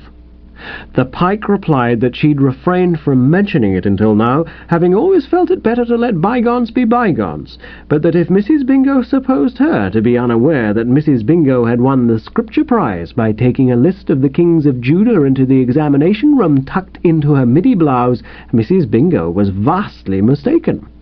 Furthermore, the Pike proceeded, Mrs. Bingo was also labouring under an error if she imagined that the Pike proposed to remain a night longer under her roof. It had been in a moment of weakness, a moment of mistaken kindliness, supposing her to be lonely and in need of intellectual society, that the Pike had decided to pay her a visit at all. Her intention now was, if ever Providence sent them aid and enabled her to get out of this beastly car and back to her trunks, to pack those trunks and leave by the next train, even if that train was a milk train stopping at every station. Indeed, rather than endure another night at Mrs. Bingo's, the Pike was quite willing to walk to London. To this, Mrs. Bingo's reply was long and eloquent, and touched on the fact that in her last term at St. Adela's, a girl named Simpson had told her, Mrs. Bingo, that a girl named Waddesley had told her, the Simpson, that the Pike, while pretending to be a friend of hers, the Bingo's, had told her, the Waddesley, that she, the Bingo, couldn't eat strawberries and cream without coming out in spots, and in addition had spoken in the most catty manner about the shape of her nose. It could all have been condensed, however, into the words, "Right-ho." It was when the Pike had begun to say that she'd never had such a hearty laugh in her life as when she read the scene in Mrs. Bingo's last novel, where the heroine's little boy dies of croup, that we felt it best to call the meeting to order before bloodshed set in. Jeeves had come up in the car, and Bingo, removing a tin of petrol from the dicky, placed it in the shadows at the side of the road. Then we hopped on and made the spectacular entry. "Hello, hello, hello," said Bingo brightly. "Bertie tells me you've had a breakdown." "Oh, Bingo!" cried Mrs. Bingo, wifely love thrilling in every syllable. "Thank goodness you've come." "Now, perhaps," said the Pike, "I can get home and do my packing. If Mr. Wooster will allow me to use his car, his man can drive me back to the house in time to catch the 6:15. "You aren't leaving us?" said Bingo. "I am," said the Pike. "Too bad," said Bingo. She climbed in beside Jeeves, and they popped off. There was a short silence after they'd gone. It was too dark to see her, but I could feel Mrs. Bingo struggling between love of her mate and the natural urge to say something crisp about his forgetting to fill the petrol tank that morning. Eventually, nature took its course.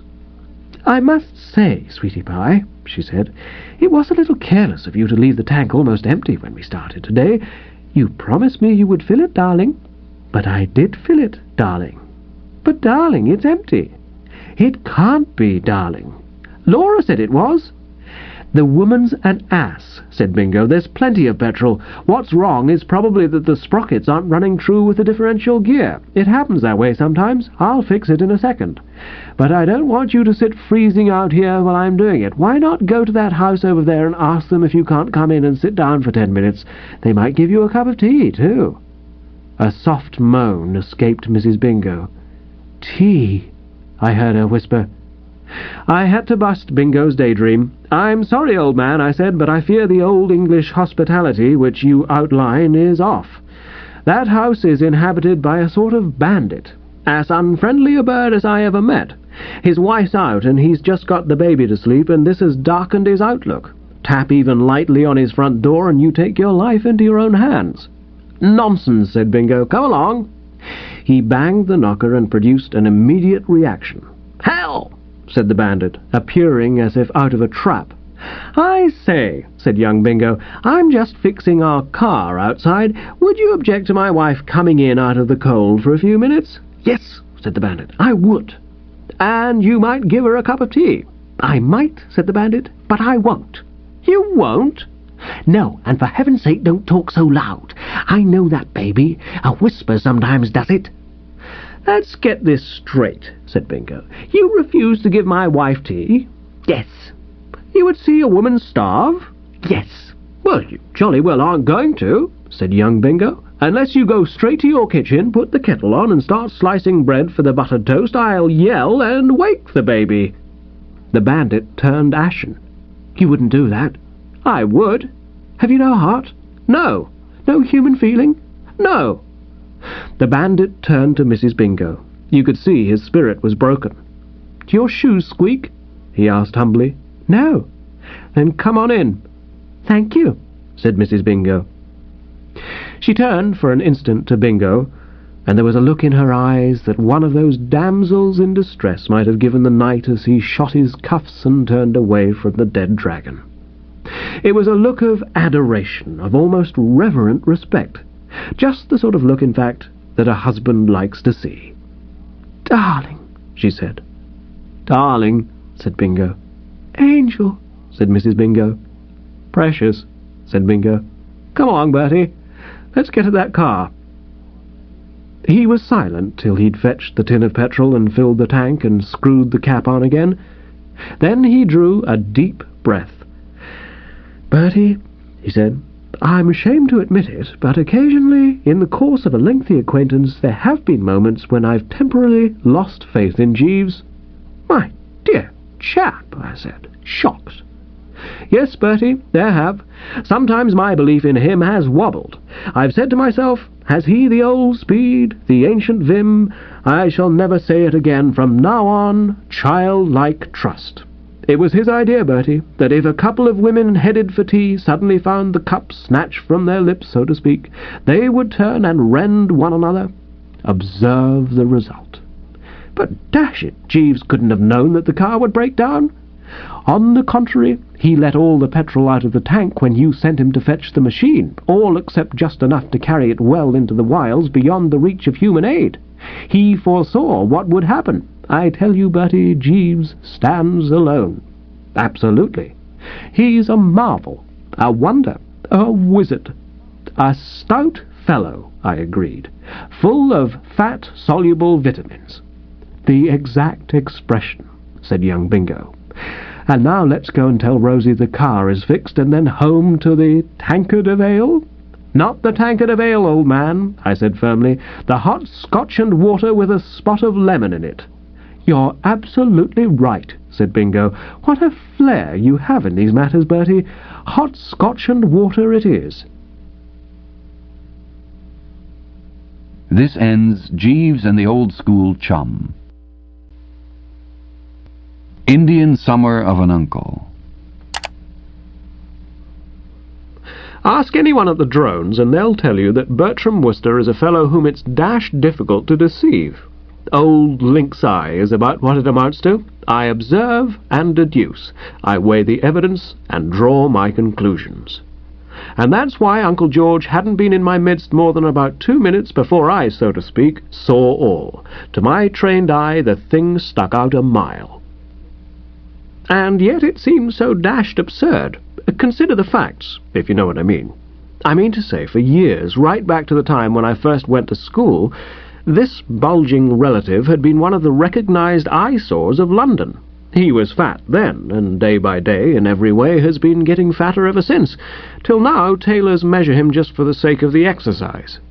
He's what they call a prominent London clubman, one of those birds in tight morning coats and grey toppers whom you see toddling along St. James's Street on fine afternoons, puffing a bit as they make the grade. Slip a ferret into any good club between Piccadilly and Pall Mall, and you'd start half a dozen Uncle Georges. He spends his time lunching and dining at the Buffers, and between meals sucking down spots in the smoking room and talking to anyone who'll listen about the lining of his stomach. About twice a year his liver lodges a formal protest, and he goes off to Harrogate or Carlsbad to get planed down. Then back again and on with the programme. The last bloke in the world, in short, who you'd think would ever fall a victim to the divine pash. And yet, if you'll believe me, that was absolutely the strength of it. This old pestilence blew in on me one morning at about the hour of the after-breakfast cigarette. "Oh, Bertie," he said. "Hello. You know those ties you've been wearing? Where did you get them?" "Blucher's in the Burlington Arcade." "Thanks." He walked across to the mirror and stood in front of it, gazing at himself in an earnest manner. "Smut on your nose?" I asked courteously. Then I suddenly perceived that he was wearing a sort of horrible simper, and I confess it chilled the blood to no little extent. Uncle George with a face in repose is hard enough to the eye. Simpering, he goes right above the odds. "Ah," he said. He heaved a long sigh and turned away, not too soon, for the mirror was on the point of cracking. "I'm not so old," he said in a musing sort of voice. "So old as what?" "Properly considered, I'm in my prime. Besides, what a young and inexperienced girl needs is a man of weight and years to lean on. The sturdy oak, not the sapling."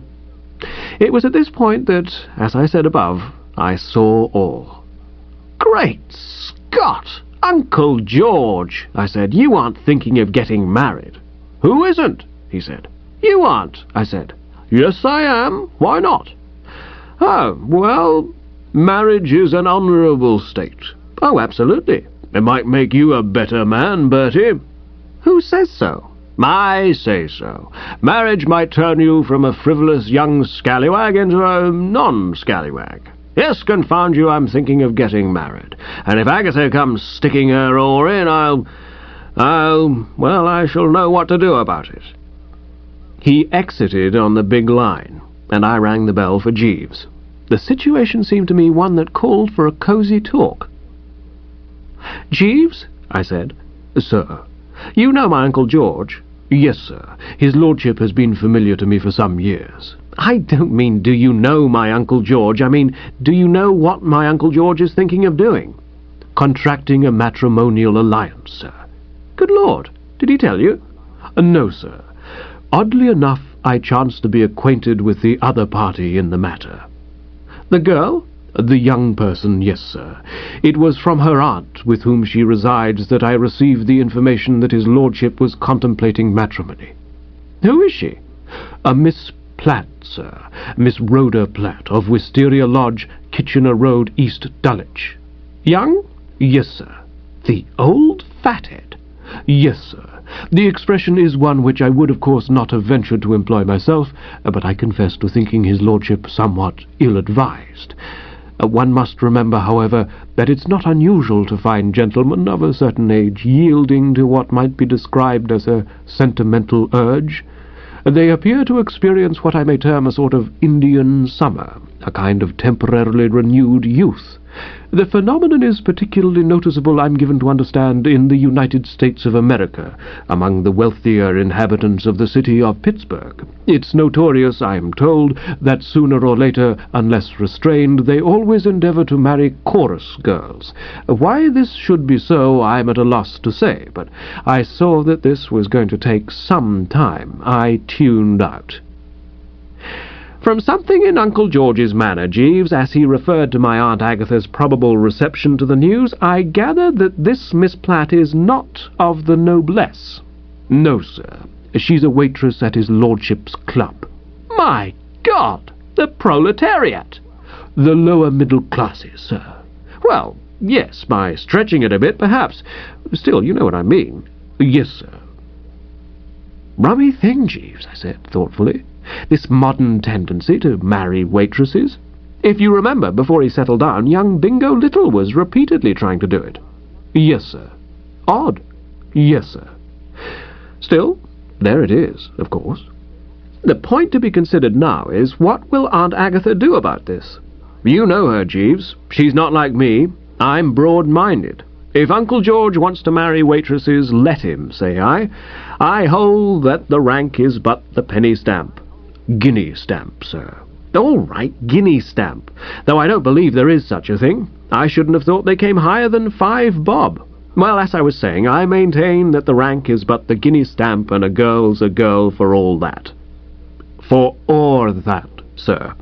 The poet Burns wrote in the North British dialect. Well, or that, then, if you prefer it. I have no preference in the matter, sir. It is simply that the poet Burns— Never mind about the poet Burns.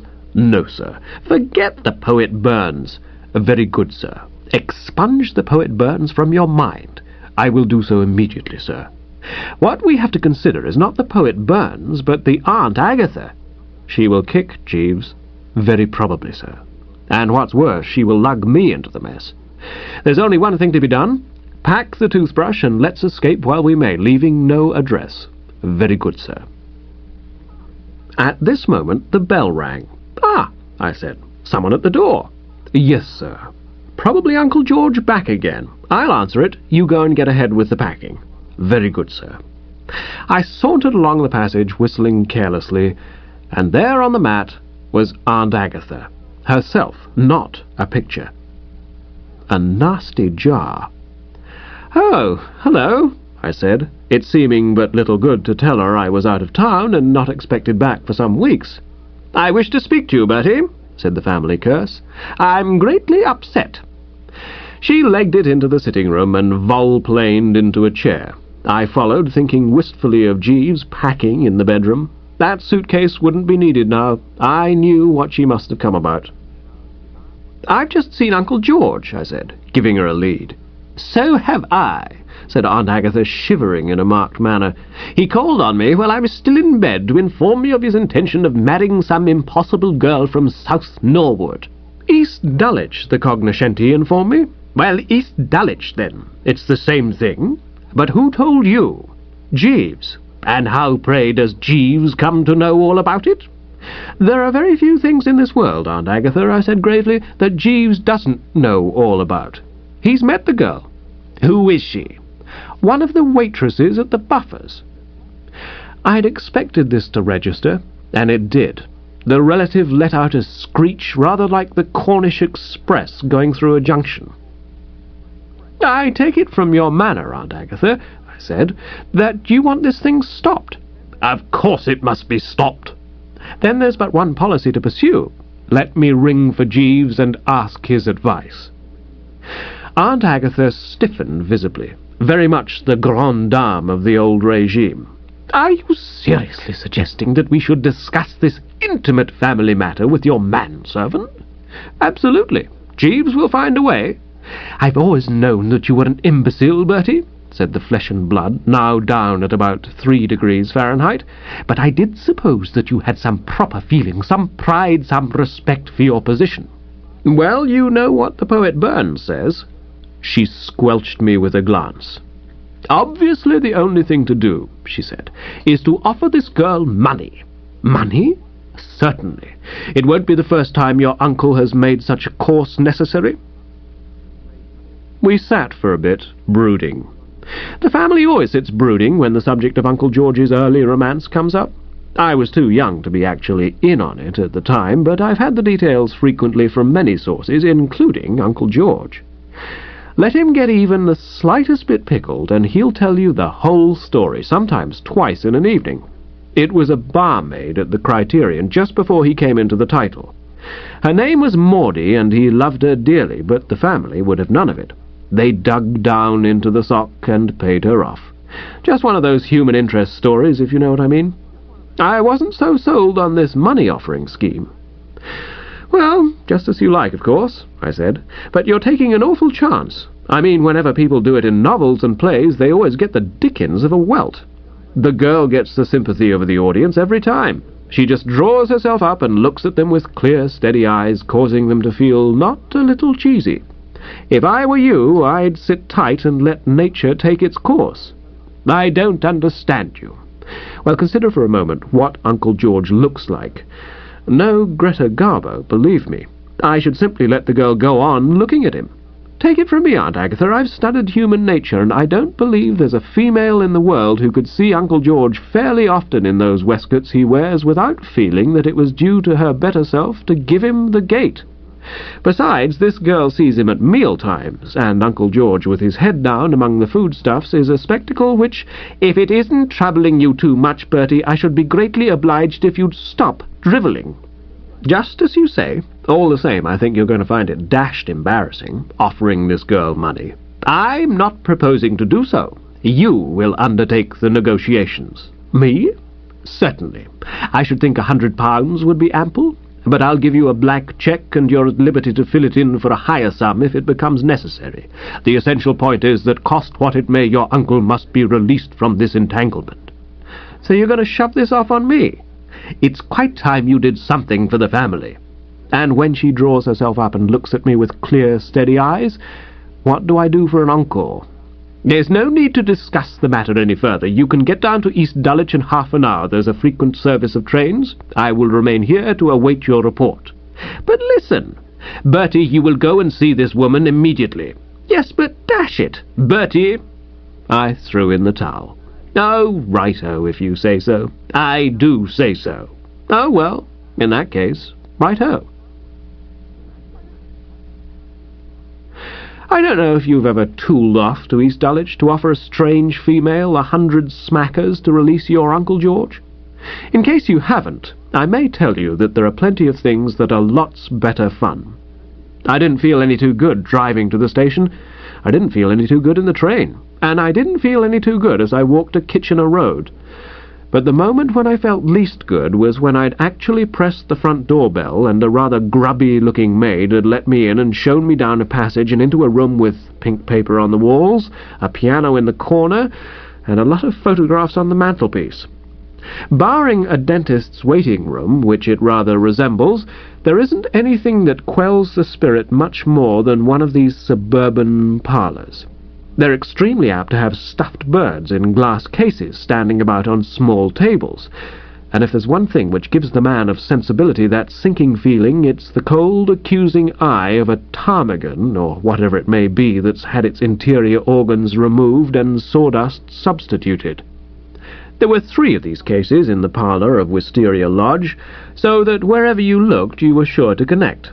2 were singletons, the 3rd a family group consisting of a father bullfinch, a mother bullfinch, and little master bullfinch, the last name of whom wore an expression that was definitely that of a thug, and did more to damp my joie de vivre than all the rest of them put together. I'd moved to the window and was examining the aspidistra in order to avoid this creature's gaze, when I heard the door open, and turning, found myself confronted by something which, since it could hardly be the girl, I took to be the aunt. "Oh, what-ho?" I said. "Good morning."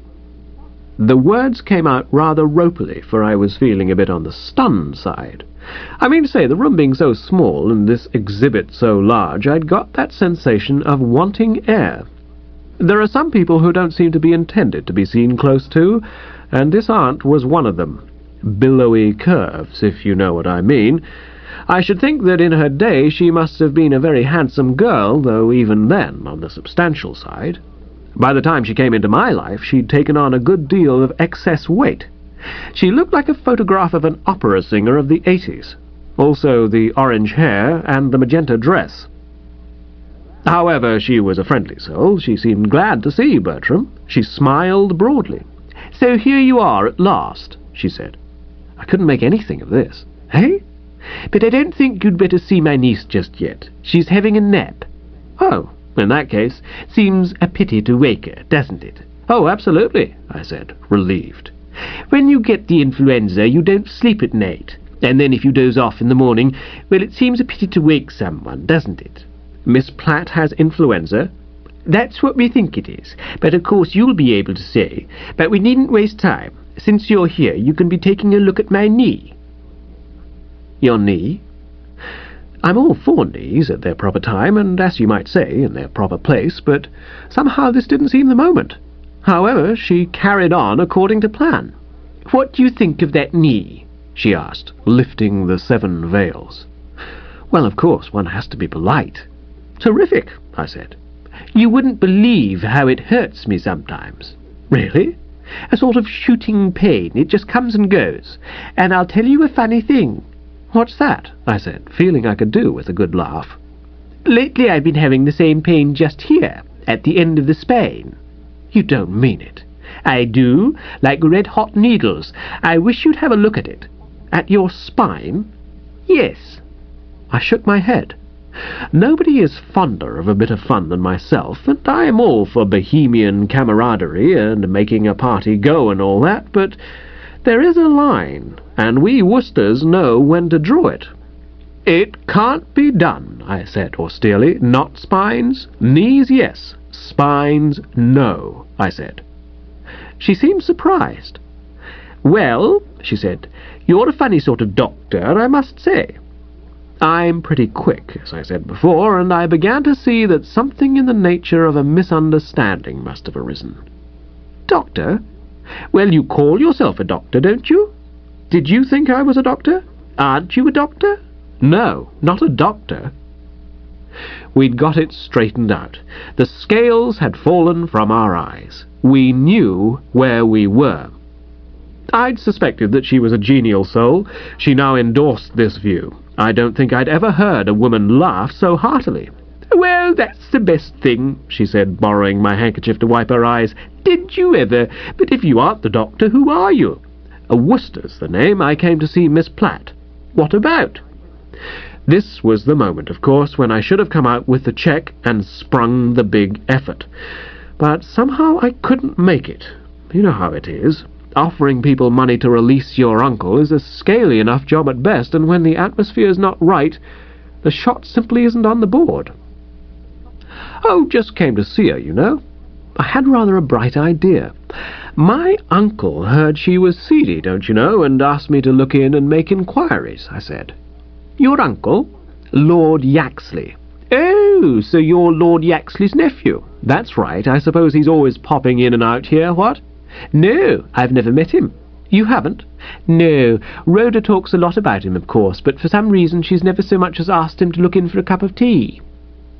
I began to see that this Rhoda knew her business. If I'd been a girl with someone wanting to marry me and knew there was an exhibit like this aunt hanging round the home, I too should have thought twice about inviting him to call until the ceremony was over and he'd actually signed on the dotted line. I mean to say, a thoroughly good soul, heart of gold beyond a doubt, but not the sort of thing he wanted to spring on Romeo before the time was ripe. "I suppose you were all very surprised when you heard about it," she said. "Surprised is right. Of course nothing is definitely settled yet." "You don't mean that?" I thought, "Oh no, she's thinking it over." "I see. Of course she feels it's a great compliment, but then sometimes she wonders if he isn't too old. My Aunt Agatha has rather the same idea. Of course a title is a title." "Yes, there's that. What do you think about it yourself?" "Oh, it doesn't matter what I think. There's no doing anything with these girls these days, is there?" "Not much. What I often say is, I wonder what girls are coming to. Still, there it is." "Absolutely." There didn't seem much reason why the conversation shouldn't go on forever. She had the air of a woman who'd settled down for the day. But at this point the maid came in and said the doctor had arrived. I got up. "I'll be tooling off, then." "If you must, I think I'd better." "Well, pip-pip." "Toodaloo," I said, and out into the fresh air. Knowing what was waiting for me at home, I would have preferred to have gone to the club and spent the rest of the day there, but the thing had to be faced. "Well," said Aunt Agatha as I trickled into the sitting-room. "Well, yes and no," I replied. "What do you mean? Did she refuse the money?" "Not exactly. She accepted it." "Well, there again, not precisely." I explained what had happened. I wasn't expecting her to be any too frightfully pleased, and it's as well that I wasn't, because she wasn't. In fact, as the story unfolded, her comments became fruitier and fruitier, and when I'd finished, she uttered an exclamation that nearly broke a window. It sounded something like gore, as if she'd just started to say "Gore blimey," and had remembered her ancient lineage just in time. "I'm sorry," I said, "and can a man say more? I lost my nerve. The old morale suddenly turned blue on me. It's the sort of thing that might have happened to anyone. I never heard of anything so spineless in my life." I shivered, like a warrior whose old wound hurts him. "I'd be most awfully obliged, Aunt Agatha," I said, "if you wouldn't use that word spine. It awakens memories." The door opened. Jeeves appeared. "Sir?" "Yes, Jeeves?" "I thought you called, sir." "No, Jeeves." "Very good, sir." There are moments when, even under the eye of Aunt Agatha, I can take the firm line, and now, seeing Jeeves standing there with the light of intelligence simply fizzing in every feature, I suddenly felt how perfectly footling it was to give this preeminent source of balm and comfort the go-by simply because Aunt Agatha had prejudices against discussing family affairs with the staff. It might make her say "gore" again, but I decided to do as we ought to have done right from the start. Put the case in his hands. "Jeeves," I said, "this matter of Uncle George." "Yes, sir." "You know the circs?" "Yes, sir." "You know what we want?" "Yes, sir." "Then advise us, and make it snappy. Think on your feet." I heard Aunt Agatha rumble like a volcano just before it starts to set about the neighbours, but I didn't wilt. I'd seen the sparkle in Jeeves's eye, which indicated that an idea was on the way. "I understand that you've been visiting the young person's home, sir." "Just got back." "Then you no doubt encountered the young person's aunt." "Jeeves, I encountered nothing else but." "Then the suggestion which I'm about to make will, I feel sure, appeal to you, sir. I would recommend that you confronted his lordship with this woman. It has always been her intention to continue residing with her niece after the latter's marriage. Should he meet her, this reflection might give his lordship pause. As you're aware, sir, she is a kind-hearted woman, but definitely of the people. Jeeves, you're right. Apart from anything else, that orange hair." "Exactly, sir. Not to mention the magenta dress." "Precisely, sir. I'll ask her to lunch tomorrow to meet him. You see," I said to Aunt Agatha, who was still fermenting in the background, "a ripe suggestion first crack out of the box. Did I or did I not tell you—" "That will do, Jeeves," said Aunt Agatha. "Very good, madam." For some minutes after he'd gone, Aunt Agatha strayed from the point a bit, confining her remarks to what she thought of a Wooster who could lower the prestige of the clan by allowing menials to get above themselves. Then she returned to what you might call the main issue. "Bertie," she said, "you will go and see this girl again tomorrow, and this time you will do as I told you. But dash it, with his excellent alternative scheme, based firmly on the psychology of the individual—" "That's quite enough, Bertie. You heard what I said. I am going. Goodbye." She buzzed off, little knowing of what stuff Bertram Wooster was made. The door had hardly closed before I was shouting for Jeeves. "Jeeves," I said, "the recent aunt will have none of your excellent alternative scheme, but nonetheless I propose to go through with it unswervingly. I consider it a ball of fire. Can you get hold of this female and bring her here for lunch tomorrow?" "Yes, sir." "Good. Meanwhile, I'll be phoning Uncle George. We'll do Aunt Agatha a good despite herself. What is it the poet says, Jeeves?" "The poet Burns, sir?" "No, not the poet Burns, some other poet, about doing good by stealth." "These little acts of unremembered kindness, sir?" "That's it, in a nutshell, Jeeves. I suppose doing good by stealth ought to give one a glow, but I can't say I found myself exactly looking forward to the binge in prospect. Uncle George by himself is a mouldy enough luncheon companion, being extremely apt to collar the conversation and confine it to a description of his symptoms, he being one of those birds who can never be brought to believe that the general public isn't agog to hear all about the lining of his stomach. Add the aunt, and you have a little gathering which might well dismay the stoutest. The moment I woke I felt conscious of some impending doom, and the cloud, if you know what I mean, grew darker all the morning. By the time Jeeves came in with the cocktails, I was feeling pretty low. "For 2 pins, Jeeves," I said, "I'd turn the whole thing up and leg it to the drones." "I can readily imagine that this will prove something of an ordeal, sir." "How did you get to know these people, Jeeves?" "It was through a young fellow of my acquaintance, Sir, Colonel Mannering Smith's personal gentleman's gentleman. He and the young person had an understanding at the time, and he desired me to accompany him to Wisteria Lodge and meet her. They were engaged?" "Not precisely engaged, sir.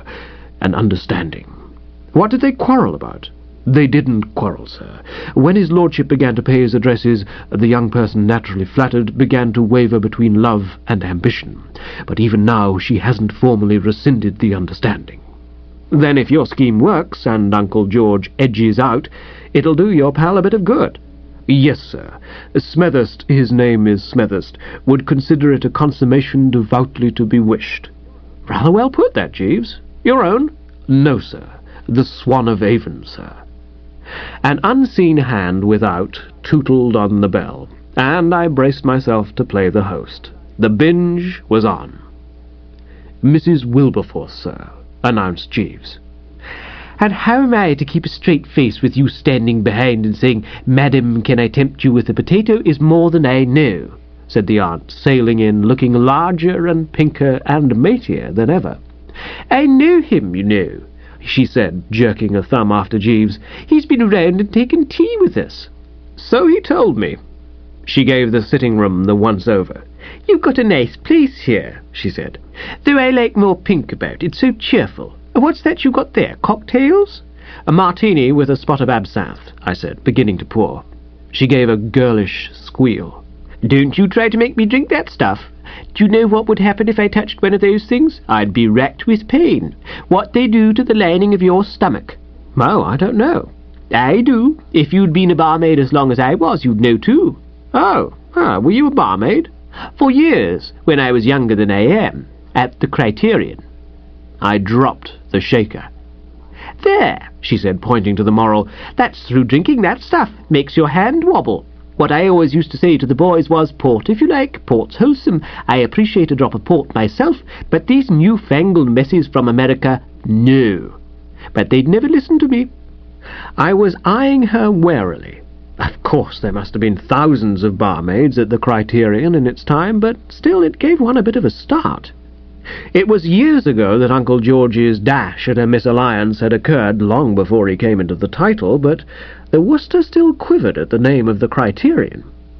"When you were at the Cry," I said, "did you ever happen to run into a fellow of my name?" "I've forgotten what it is. I'm always silly about names." "Wooster." "Wooster. When you were there yesterday I thought you said Foster." "Wooster?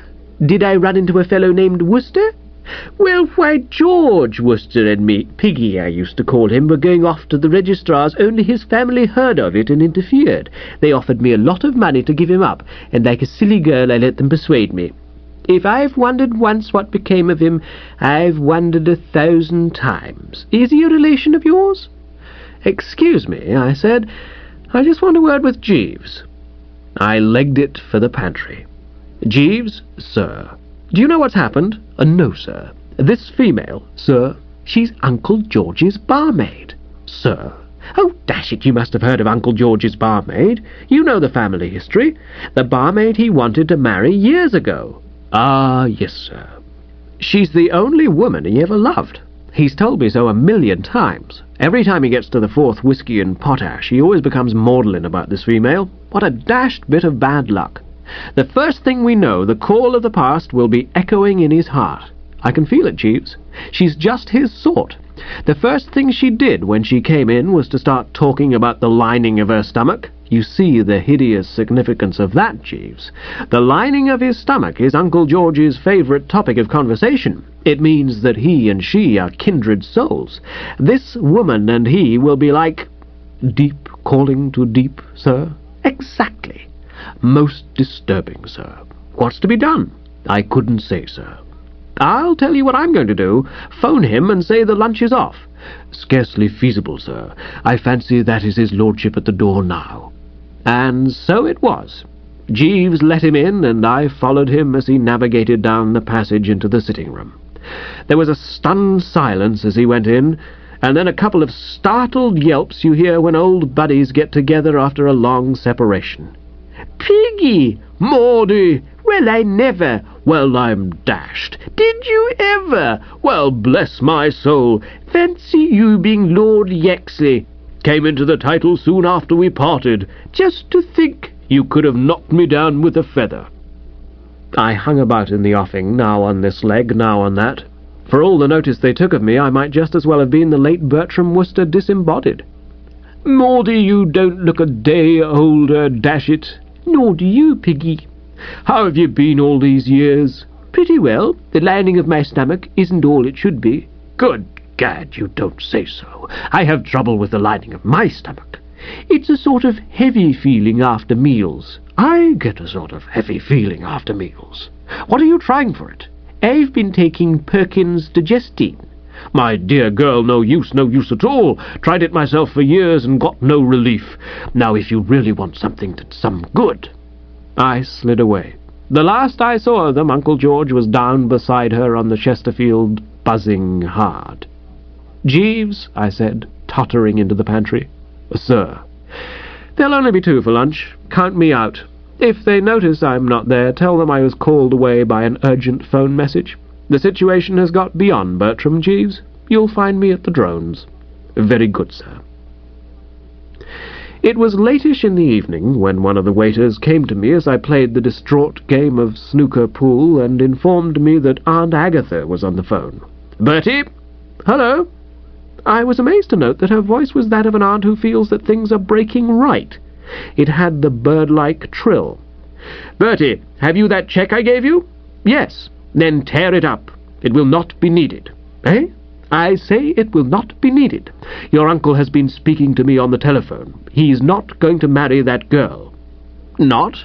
"No. Apparently he's been thinking it over and sees how unsuitable it would have been. But what is astonishing is that he is going to be married." "He is?" "Yes, to an old friend of his, a Mrs. Wilberforce, a woman of sensible age, he gave me to understand. I wonder which Wilberforces that would be. There are 2 main branches of the family, the Essex Wilberforces and the Cumberland Wilberforces. I believe there is also a cadet branch somewhere in Shropshire. And one in East Dulwich." "What did you say?" "Nothing," I said, "nothing." I hung up. Then back to the old flat, feeling a trifle sandbagged. "Well, Jeeves," I said, and there was a censure in the eyes, "so I gather everything is nicely settled." "Yes, sir. His lordship formally announced the engagement between the sweet and cheese courses, sir." "He did he?" "Yes, sir." I eyed the man sternly. "You don't appear to be aware of it, Jeeves," I said in a cold, level voice, "but this binge has depreciated your stock very considerably. I've always been accustomed to look upon you as a counsellor without equal. I have, so to speak, hung upon your lips. And now see what you've done. All this is the direct consequence of your scheme based on the psychology of the individual. I should have thought, Jeeves, that knowing the woman, meeting her socially, as you might say, over the afternoon cup of tea, you might have ascertained that she was Uncle George's barmaid." "I did, sir." "What?" "I was aware of the fact, sir." "Then you must have known what would happen if she came to lunch and met him." "Yes, sir." "Well, I'm dashed." "If I might explain, sir, the young man Smethurst, who's greatly attached to the young person, is an intimate friend of mine. He applied to me some little while back in the hope that I might be able to do something to ensure that the young person followed the dictates of her heart and refrained from permitting herself to be lured by gold and the glamour of his lordship's position. There will now be no obstacle to their union." "I see. Little acts of unremembered kindness, what?" "Precisely, sir. And how about Uncle George? You've landed him pretty nicely in the cart." No, sir. If I may take the liberty of opposing your view, I fancy that Mrs. Wilberforce should make an ideal mate for his lordship. If there was a defect in his lordship's mode of life, it was that he was a little unduly attached to the pleasures of the table. Ate like a pig, you mean? I would not have ventured to put it quite that way, sir, but the expression does meet the facts of the case. He was also inclined to drink rather more than his medical adviser would have approved of. Elderly bachelors who are wealthy and without occupation tend somewhat frequently to fall into this error, sir. The future Lady Yaxley will check this. Indeed, I overheard her ladyship saying as much as I brought in the fish. She was commenting on a certain puffiness of the face which had been absent in his lordship's appearance in the earlier days of their acquaintanceship, and she observed that his lordship needed looking after. I fancy, sir, that you'll find the union will turn out an extremely satisfactory one. It was... what's the word I want? It was plausible, of course, but still I shook the onion. But Jeeves, sir, she is, as you remarked not long ago, definitely of the people. He looked at me in a reproachful sort of way. Sturdy, lower-middle-class stock, sir. Sir? I said, Jeeves.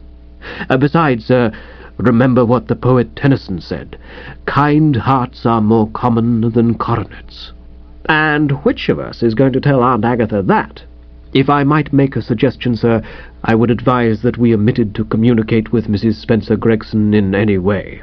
I have your suitcase practically packed. It would be a matter of but a few minutes to bring the car round from the garage, and off over the horizon to where men are men. Precisely, sir.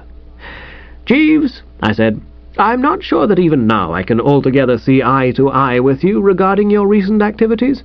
You think you scattered light and sweetness on every side. I'm not so sure.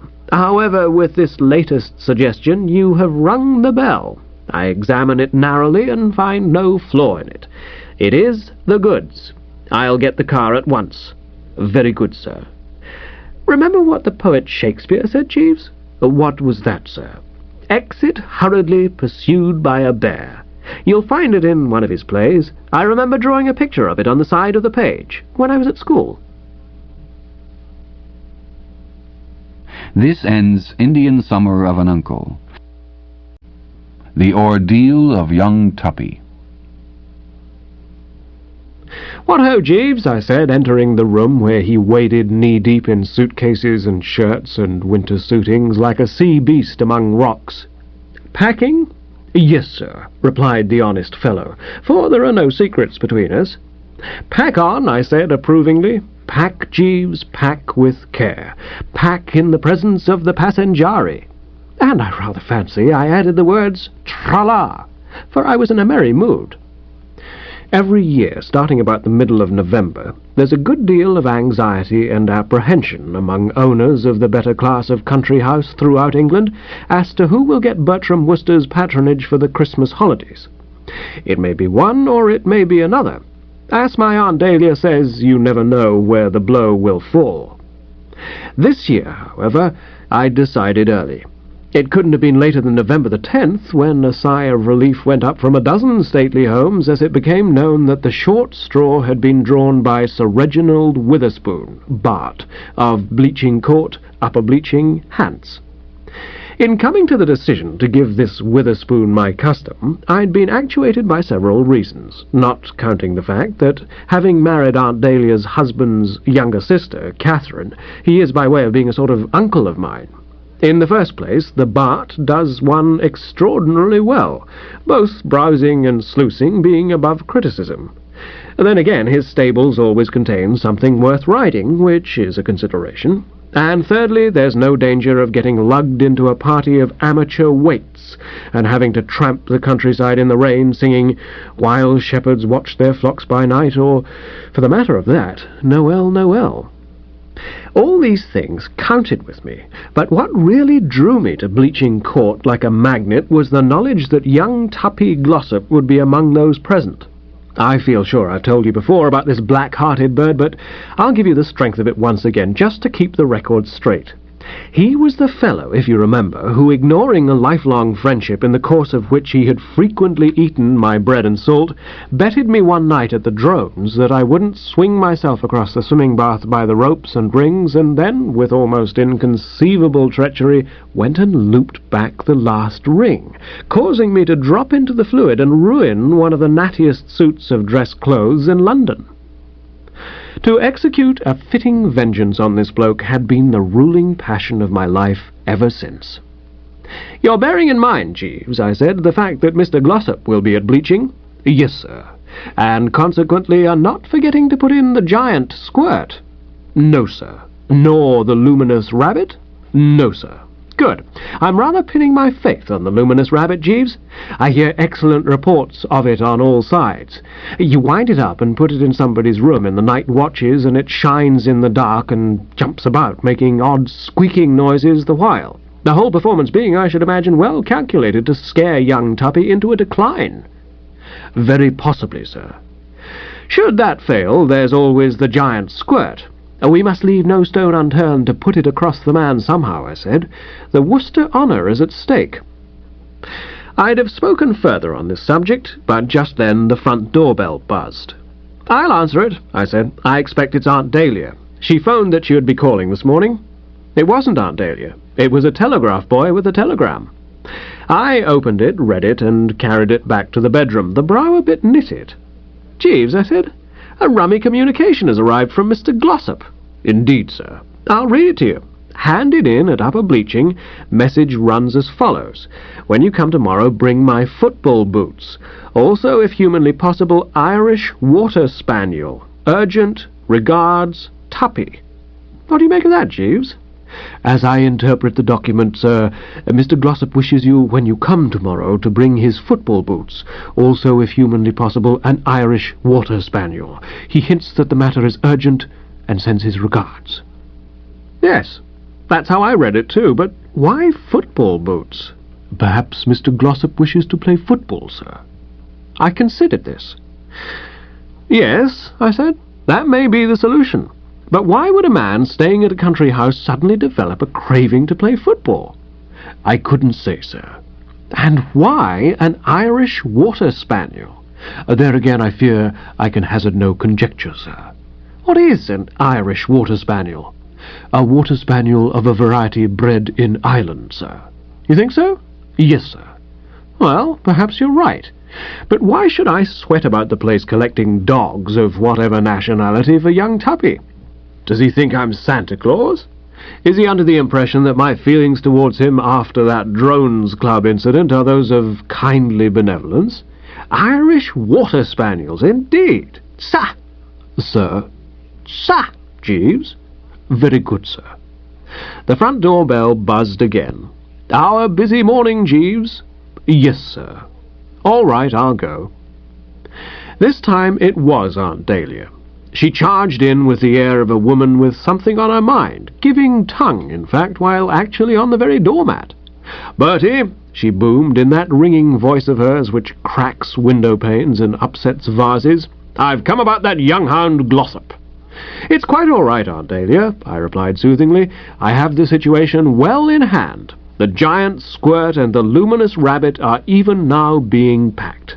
"I don't know what you're talking about, and I don't for a moment suppose you do either," said the relative somewhat brusquely. "But if you'll kindly stop gibbering, I'll tell you what I mean. I've had a most disturbing letter from Catherine about this reptile. Of course I haven't breathed a word to Angela. She'd hit the ceiling." This Angela is Aunt Dahlia's daughter. She and young Tuppy are generally supposed to be more or less engaged, though nothing definitely morning posted yet. "Why?" I said. "Why what?" "Why should Angela hit the ceiling?" "Well, wouldn't you, if you were practically engaged to a fiend in human shape and somebody told you he'd gone off to the country and was flirting with a dog girl?" "With what was that, once again?" "A dog girl. One of these dashed open-air flappers in thick boots and tailor-made tweeds who infest the rural districts and go about the place followed by packs of assorted dogs. I used to be one of them myself in my younger days, so I know how dangerous they are. Her name is Dalgleish, old Colonel Dalglish's daughter. They live near Bleaching." I saw a gleam of daylight. Then that must be what his telegram was about. He's just wired asking me to bring down an Irish water spaniel. A Christmas present for this girl, no doubt. Probably. Catherine tells me he seems to be infatuated with her. She says he follows her about like one of her dogs, looking like a tame cat and bleating like a sheep. Quite the private zoo, what? Bertie, said Aunt Dahlia, and I could see her generous nature was stirred to its depths. One more crack like that out of you, and I shall forget that I'm your aunt and hand you one. I became soothing. I gave her the old oil. I shouldn't worry, I said. There's probably nothing in it. Whole thing, no doubt, much exaggerated. You think so, eh? Well, you know what he's like. You remember the trouble we had when he ran after that singing woman? I recollected the case. You'll find it elsewhere in the archives. Cora Bellinger was the female's name. She was studying for opera, and young Tuppy thought highly of her. Fortunately, however, she punched him in the eye during Beefy Bingham's Clean Bright Entertainment in Bermondsey East, and love died. Besides, said Aunt Dahlia, there's something I haven't told you. Just before he went to bleaching, he and Angela quarrelled. They did? Yes, I got it out of Angela this morning. She was crying her eyes out, poor angel. It was something about her last hat. As far as I could gather, he told her it made her look like a Pekingese, and she told him she never wanted to see him again in this world or the next, and he said righto and breezed off. I can see what's happened. This dog girl has caught him on the rebound, and unless something is done quick, anything may happen. So place the facts before Jeeves and tell him to take action the moment you get down there. I'm always a little piqued, if you know what I mean, at this assumption on the relative's part that Jeeves is so dashed essential on these occasions. My manner, therefore, as I replied, was a bit on the crisp side. Jeeves's services will not be required, I said. I can handle this business. The programme which I have laid out will be quite sufficient to take young Tuppy's mind off love-making. It's my intention to insert the luminous rabbit in his room at the first opportunity that presents itself. The luminous rabbit shines in the dark and jumps about, making odd squeaking noises. It'll sound to young Tuppy like the voice of conscience, and I anticipate that a single treatment will make him retire into a nursing home for a couple of weeks or so, at the end of which period he'll have forgotten all about the bally girl. Bertie, said Aunt Dahlia with a sort of frozen calm, you are the abysmal chump. Listen to me. It's simply because I'm fond of you and have influence with the lunacy commissioners that you weren't put into a padded cell years ago. Bungle this business and I withdraw my protection. Can't you understand that this thing is far too serious for any fooling about? Angela's whole happiness is at stake. Do as I tell you and put it up to Jeeves. Just as you say, Aunt Dahlia, I said stiffly. All right, then. Do it now. I went back to the bedroom. Jeeves, I said, and I didn't trouble to conceal my chagrin, you needn't pack the luminous rabbit. Very good, sir. Nor the giant squirt. Very good, sir. They've been subjected to destructive criticism, and the zest has gone. Oh, and Jeeves, so Mrs. Travers wishes you, on arriving at Bleaching Court, to disentangle Mr. Glossop from a dog girl. Very good, sir. I'll attend to the matter, and will do my best to give satisfaction. That Aunt Dahlia hadn't exaggerated the perilous nature of the situation was made clear to me on the following afternoon. Jeeves and I drove down to Bleaching in the two-seater, and we were tooling along about halfway between the village and the court, when suddenly there appeared ahead of us a sea of dogs, and in the middle of it young Tuppy frisking round one of those largish corn-fed girls. He was bending towards her in a devout sort of way, and even at a considerable distance I could see that his ears were pink. His attitude, in short, was unmistakably that of a man endeavouring to push a good thing along, and when I came closer and noted that the girl wore tailor-made tweeds and thick boots, I had no further doubts. "You observe, Jeeves?" I said in a low, significant voice. "Yes, sir." "The girl, what?" "Yes, sir." I tootled amiably on the horn and yodeled a bit. They turned. Tuppy, I fancied, not any too pleased. "Oh, hello, Bertie," he said. "Hello," I said. "My friend, Bertie Wooster," said Tuppy to the girl, in what seemed to me rather an apologetic manner. You know, as if he would have preferred to hush me up. "Hello," said the girl. "Hello," I said. "Hello, Jeeves," said Tuppy. "Good afternoon, sir," said Jeeves. There was a somewhat constrained silence. "Well, goodbye, Bertie," said young Tuppy. "You'll be wanting to push along, I expect." "We Woosters can take a hint as well as the next man." "See you later," I said. "Oh, rather," said Tuppy. I set the machinery in motion again, and we rolled off. "Sinister, Jeeves," I said.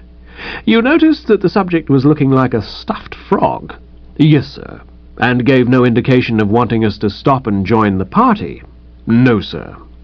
"I think Aunt Dahlia's fears are justified. The thing seems serious." "Yes, sir." "Well, strain the brain, Jeeves." "Very good, sir." It wasn't till I was dressing for dinner that night that I saw young Tuppy again. He trickled in just as I was arranging the tie. "Hello," I said. "Hello," said Tuppy. "Who was the girl?" I asked, in that casual, snaky way of mine. Offhand, I mean. "Miss Dalgleish," said Tuppy, and I noticed that he blushed a spot. "Staying here?" "No, she lives in that house just before you come to the gates of this place. Did you bring my football boots?" "Yes, Jeeves has got them somewhere." "And the water spaniel?" "Sorry, no water spaniel." Dashed nuisance. She set her heart on an Irish water spaniel. "Well, what do you care?" "I wanted to give her one." "Why?" Tuppy became a trifle haughty, frigid, the rebuking eye. "Colonel and Mrs. Dalgleish," he said, "have been extremely kind to me since I got here. They've entertained me. I naturally wish to make some return for their hospitality. I don't want them to look upon me as one of those ill-mannered modern young men you read about in the papers who grab everything they can lay their hooks on and never buy back. If people ask you to lunch and tea and what-not, they appreciate it if you make some little present in return. Well, give them your football boots. In passing, why did you want the bally things?" "I'm playing in a match next Thursday." "Down here?" "Yes, Upper Bleaching versus Hockley-cum-Meston. Apparently it's the big game of the year." "How did you get roped in?" "I happened to mention in the course of conversation the other day that when in London I generally turn out on Saturdays for the old Austinians, and Miss Dalgleish seemed rather keen that I should help the village." "Which village?" "Upper Bleaching, of course." "Ah, then you're going to play for Hockley." "You needn't be funny, Bertie. You may not know it, but I'm pretty hot stuff on the football field." "Oh, Jeeves?" "Sir," said Jeeves, entering right centre. "Mr. Wooster tells me you have my football boots." "Yes, sir. I've placed them in your room." "Thanks. Jeeves, do you want to make a bit of money?" "Yes, sir."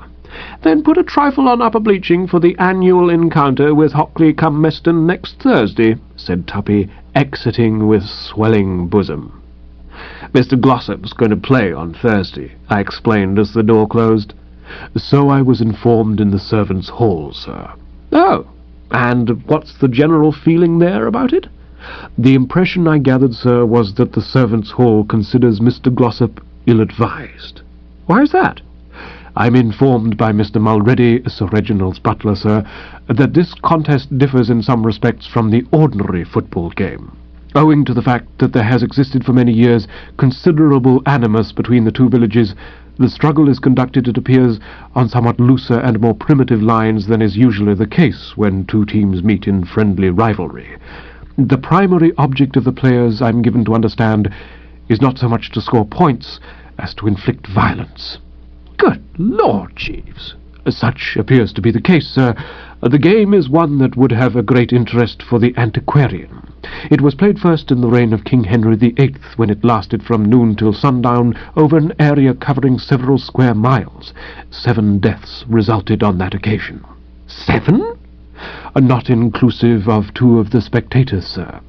In recent years, however, the casualties appear to have been confined to broken limbs and other minor injuries. The opinion of the servants' hall is that it would be more judicious on Mr. Glossop's part were he to refrain from mixing himself up in the affair." I was more or less aghast. I mean to say, while I'd made it my mission in life to get back at young Tuppy for that business at the drones, there still remained certain faint vestiges, if vestiges is the word I want, of the old friendship and esteem. Besides, there are limits to one's thirst for vengeance. Deep as my resentment was for the ghastly outrage he had perpetrated on me, I had no wish to see him toddle unsuspiciously into the arena and get all chewed up by wild villagers. A Tuppy scared stiff by a luminous rabbit, yes, excellent business. The happy ending, in fact. But a Tuppy carried off on a stretcher in half a dozen pieces, no, quite a different matter, all wrong, not to be considered for a moment. Obviously, then, a kindly word of warning, while there was yet time, was indicated. I buzzed off to his room forthwith, and found him toying dreamily with the football boots. I put him in possession of the facts. "What you'd better do, and the servants' hall thinks the same," I said, "is fake a sprained ankle on the eve of the match." He looked at me in an odd sort of way. "You suggest that when Miss Dalgleish is trusting me, relying on me, looking forward with eager girlish enthusiasm to seeing me help her village on to victory, I should let her down with a thud?" I was pleased with his ready intelligence. "That's the idea," I said. "Faugh!" said Tuppy. The only time I've ever heard the word. "How do you mean, foul?" I asked. "Bertie," said Tuppy, "what you tell me merely makes me all the keener for the fray. A warm game is what I want. I welcome this sporting spirit on the part of the opposition. I shall enjoy a spot of roughness. It'll enable me to go all out and give of my best. Do you realize," said young Tuppy, vermilion to the gills, "that she will be looking on? And do you know how that will make me feel? It'll make me feel like some knight of old jousting under the eyes of his lady. Do you suppose that Sir Lancelot or Sir Galahad, when there was a tourney scheduled for the following Thursday, went and pretended they'd sprained their ankles just because the thing was likely to be a bit rough? Don't forget that in the reign of King Henry VIII... Never mind about the reign of King Henry VIII. All I care about is that it's Upper Bleaching's turn this year to play in colours, so I shall be able to wear my old Austinian shirt, light blue, Bertie, with broad orange stripes. I shall look like something, I tell you." "But what?" "Bertie," said Tuppy, now becoming purely gaga, "I may as well tell you that I'm in love at last. This is the real thing. I've found my mate. All my life I've dreamed of meeting some sweet, open-air girl with all the glory of the English countryside in her eyes, and I've found her. How different she is, Bertie, from these hothouse artificial London girls. Would they stand in the mud on a winter afternoon watching a football match? Would they know what to give an Alsatian for fits? Would they tramp 10 miles a day across the fields and come back as fresh as paint? No. Well, why should they? Bertie, I'm staking everything on this game on Thursday. At the moment I have an idea that she looks on me as something of a weakling, simply because I got a blister on my foot the other afternoon and had to take the bus back from Hockley. But when she sees me going through the rustic opposition like a devouring flame, will that make her think a bit? Will that make her open her eyes? What? What? I said, what? So did I. I meant, won't it? Oh, rather. Here the dinner gong sounded, not before I was ready for it. Judicious inquiries during the next couple of days convinced me that the servants' hall at Bleaching Court, in advancing the suggestion that young Tuppy, born and bred in the gentler atmosphere of the metropolis, would do well to keep out of local disputes and avoid the football field on which these were to be settled, hadn't spoken idly. It had weighed its words and said the sensible thing. Feeling between the two villages undoubtedly ran high, as they say. You know how it is in these remote rural districts. Life tends at times to get a bit slow. There's nothing much to do in the long winter evenings but listen to the radio and brood on what a tick your neighbour is. You find yourself remembering how Farmer Giles did you down over the sale of your pig, and Farmer Giles finds himself remembering that it was your son Ernest who bunged the half-brick at his horse on the second Sunday before Septuagesima, and so on and so forth. How this particular feud had started, I don't know, but the season of peace and goodwill found it in full blast. The only topic of conversation in Upper Bleaching was Thursday's game, and the citizenry seemed to be looking forward to it in a spirit that can only be described as ghoulish. And it was the same in Hockley-cum-Meston. I paid a visit to Hockley-cum-Meston on the Wednesday, being rather anxious to take a look at the inhabitants and see how formidable they were. I was shocked to observe that practically every second male might have been the village blacksmith's big brother.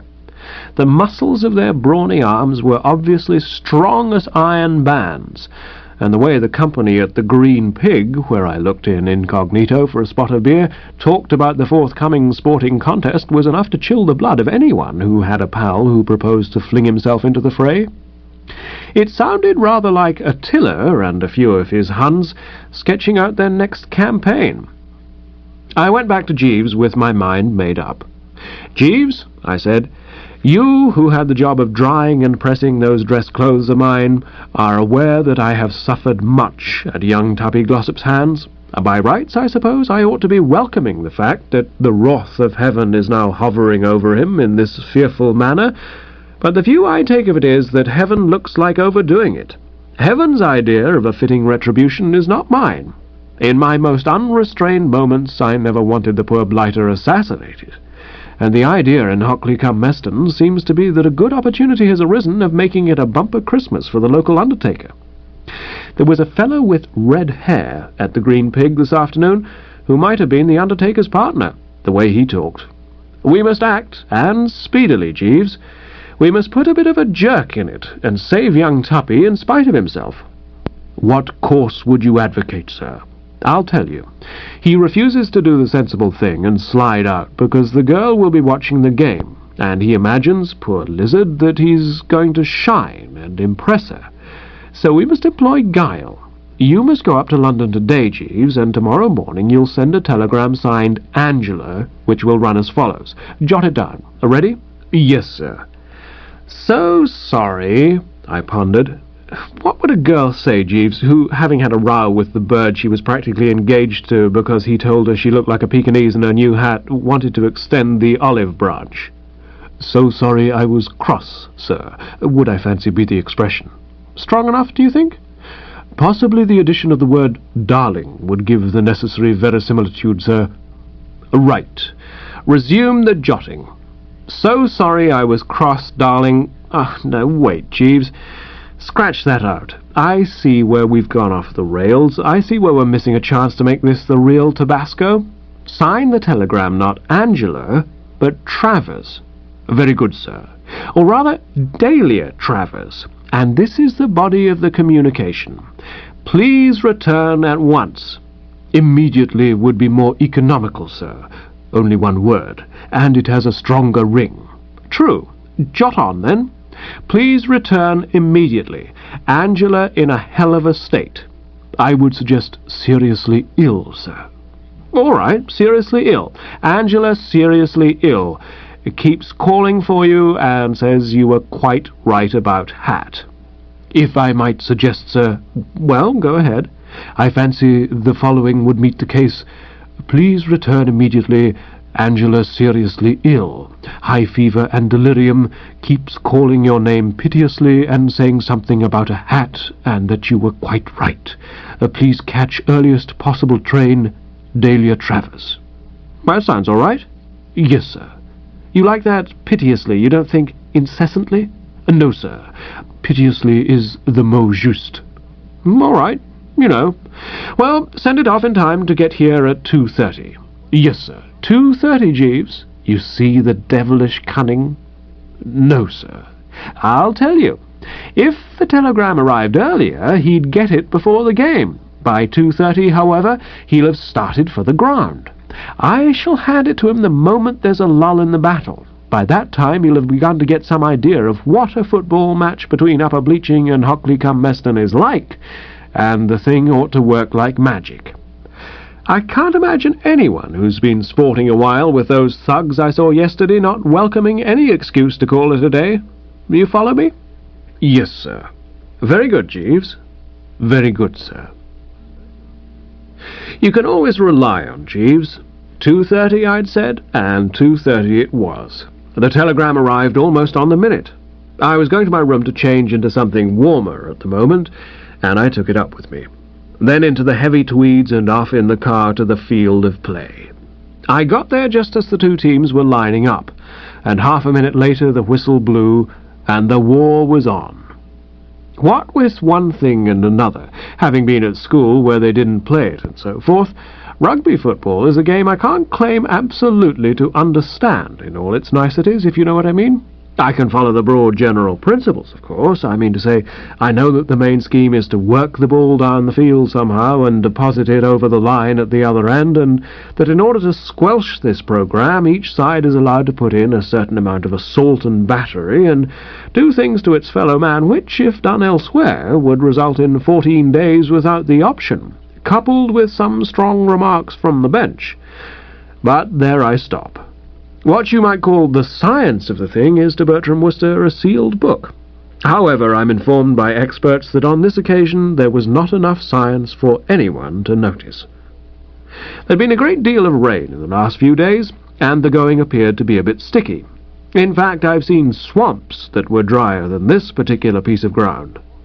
The red-haired bloke whom I'd encountered in the pub paddled up and kicked off amidst cheers from the populace, and the ball went straight to where Tuppy was standing, a pretty colour scheme in light blue and orange.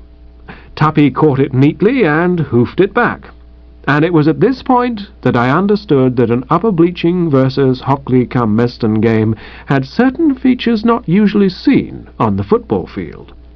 For Tuppy, having done his bit, was just standing there, looking modest, when there was a thunder of large feet, and the red-haired bird, galloping up, seized him by the neck, hurled him to the earth, and fell on him. I had a glimpse of Tuppy's face as it registered horror, dismay, and a general suggestion of stunned dissatisfaction with the scheme of things, and then he disappeared. By the time he'd come to the surface, a sort of mob warfare was going on at the other side of the field. Two assortments of sons of the soil had got their heads down and were shoving earnestly against each other with the ball somewhere in the middle. Tuppy wiped a fair portion of Hampshire out of his eye, peered round him in a dazed sort of way, saw the mass meeting, and ran towards it, arriving just in time for a couple of heavyweights to gather him in and give him the mud treatment again. This placed him in an admirable position for a third heavyweight to kick him in the ribs with a boot, like a violin case. The red-haired man then fell on him. It was all good brisk play, and looked fine from my side of the ropes. I saw now where Tuppy had made his mistake. He was too dressy. On occasions such as this, it's safest not to be conspicuous, and that blue and orange shirt rather caught the eye. A sober beige, blending with the colour of the ground, was what his best friends would have recommended, and in addition to the fact that his costume attracted attention, I rather think that the men of Hockley-cum-Meston resented his being on the field at all. They felt that as a non-local he'd butted in on a private fight and had no business there. At any rate, it certainly appeared to me that they were giving him preferential treatment. After each of these shoving bees to which I've alluded, when the edifice caved in and tons of humanity wallowed in a tangled mass in the juice, the last soul to be excavated always seemed to be Tuppy. And on the rare occasions when he actually managed to stand upright for a moment, somebody, generally the red-haired man, invariably sprang to the congenial task of spilling him again. In fact, it was beginning to look as though that telegram would come too late to save human life, when an interruption occurred. Play had worked round close to where I was standing, and there'd been the customary collapse of all concerned, with Tuppy at the bottom of the basket as usual, but this time, when they got up and started to count the survivors, a sizable cove in what once had been a white shirt remained on the ground, and a hearty cheer went up from 100 patriotic throats as the news spread that Upper Bleaching had drawn first blood. The victim was carried off by a couple of his old chums, and the rest of the players sat down and pulled their stockings up and thought of life for a bit.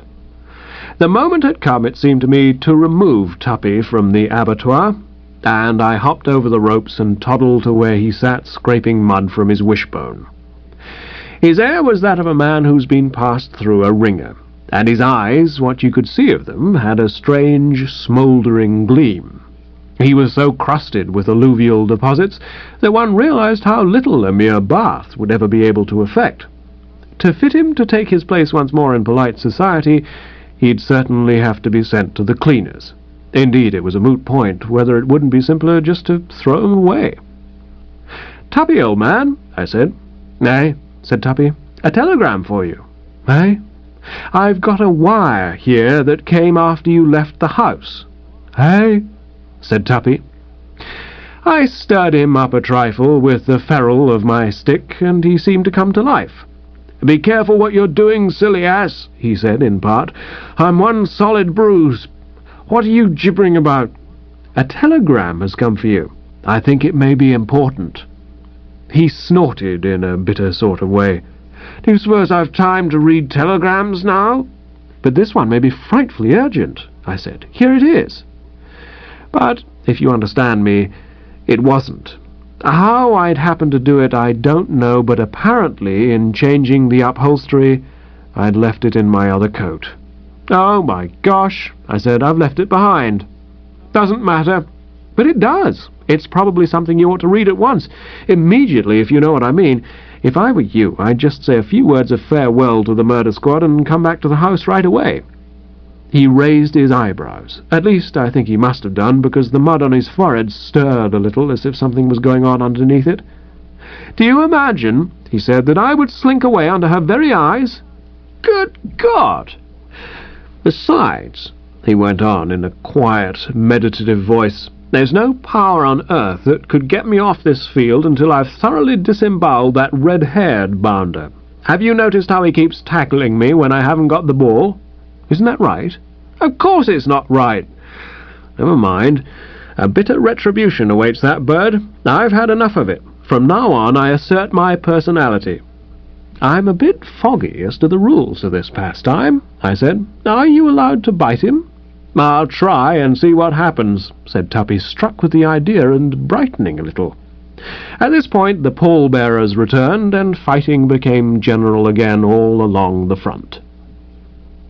There's nothing like a bit of rest and what you might call folding of the hands for freshening up the shop-soiled athlete. The dirty work resumed after this brief breather started off with an added vim which it did one good to see, and the life and soul of the party was young Tuppy. You know, only meeting a fellow at lunch or at the races or loafing round country houses and so forth, you don't get on to his hidden depths, if you know what I mean.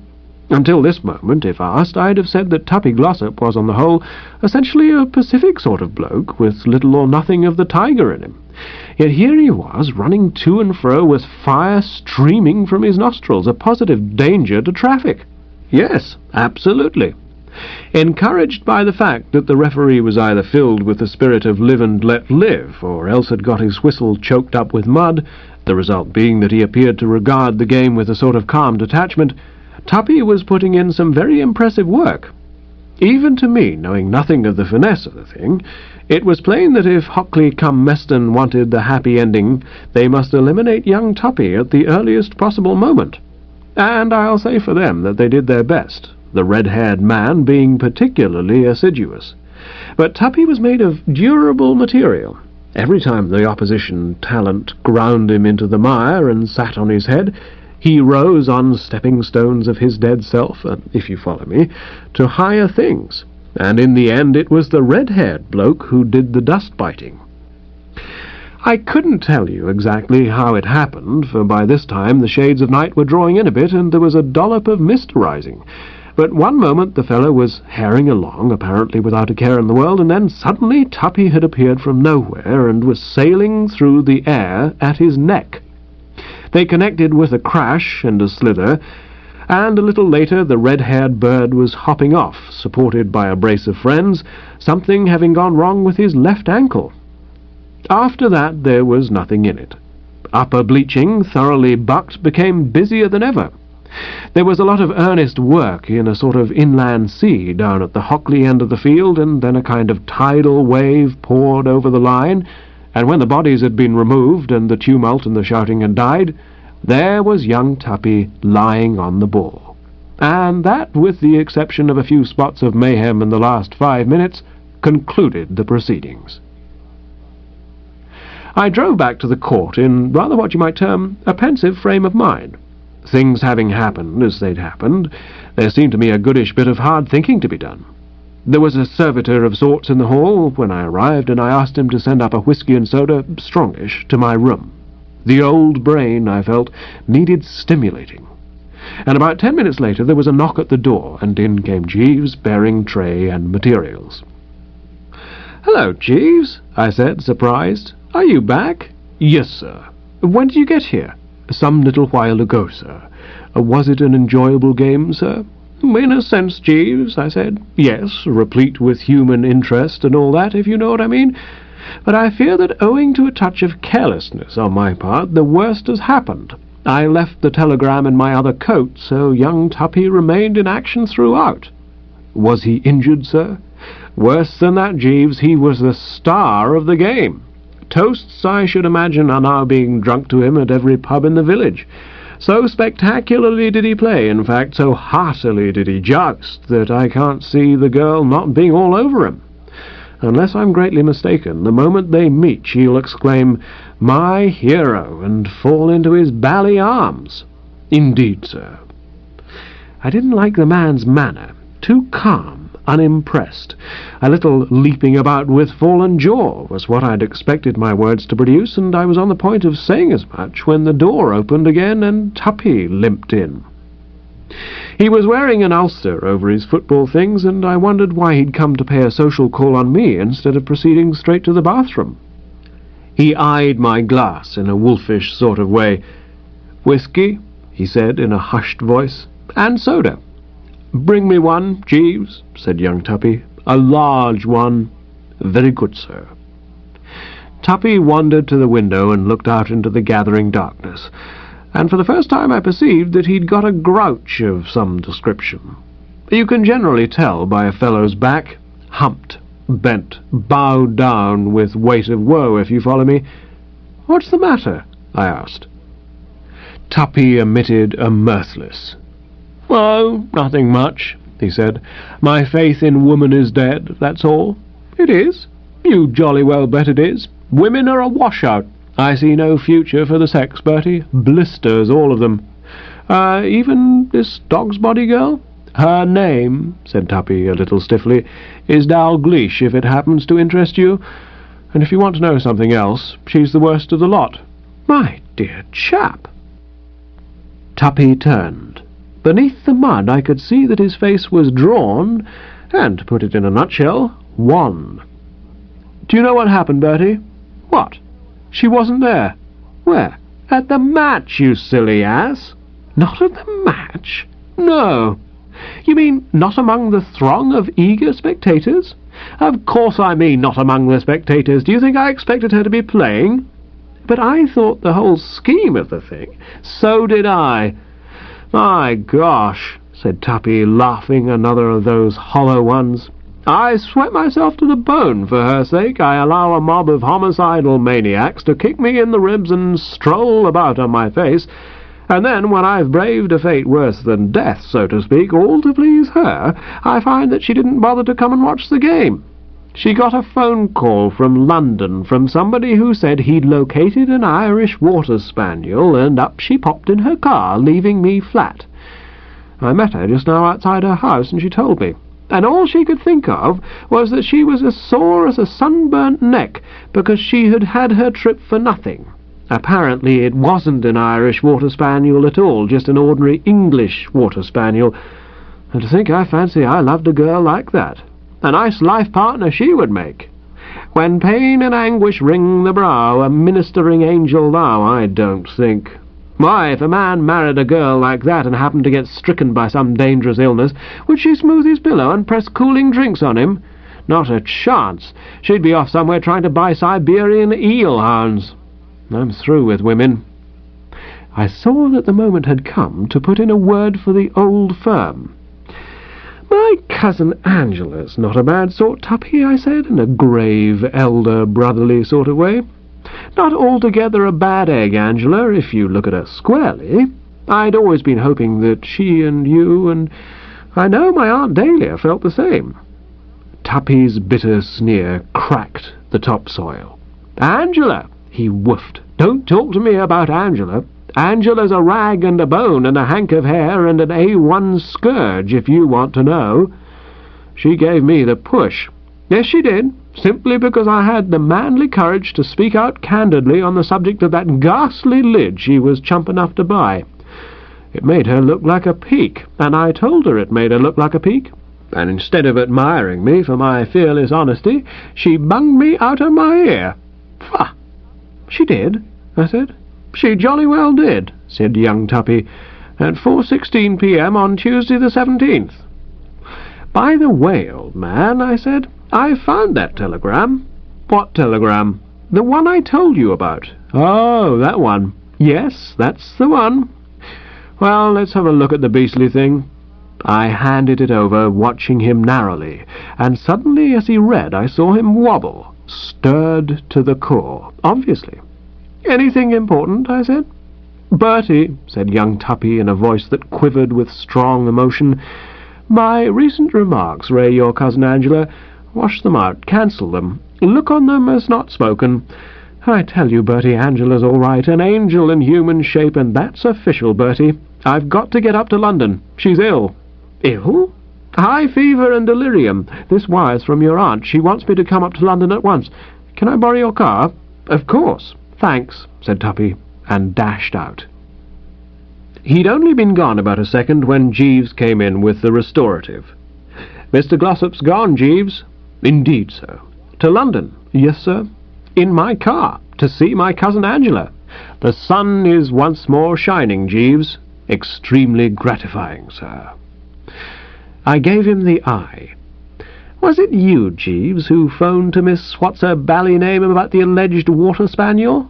"Yes, sir." "I thought as much." "Yes, sir." "Yes, Jeeves, the moment Mr. Glossop told me that a mysterious voice had phoned on the subject of Irish water spaniels, I thought as much. I recognized your touch.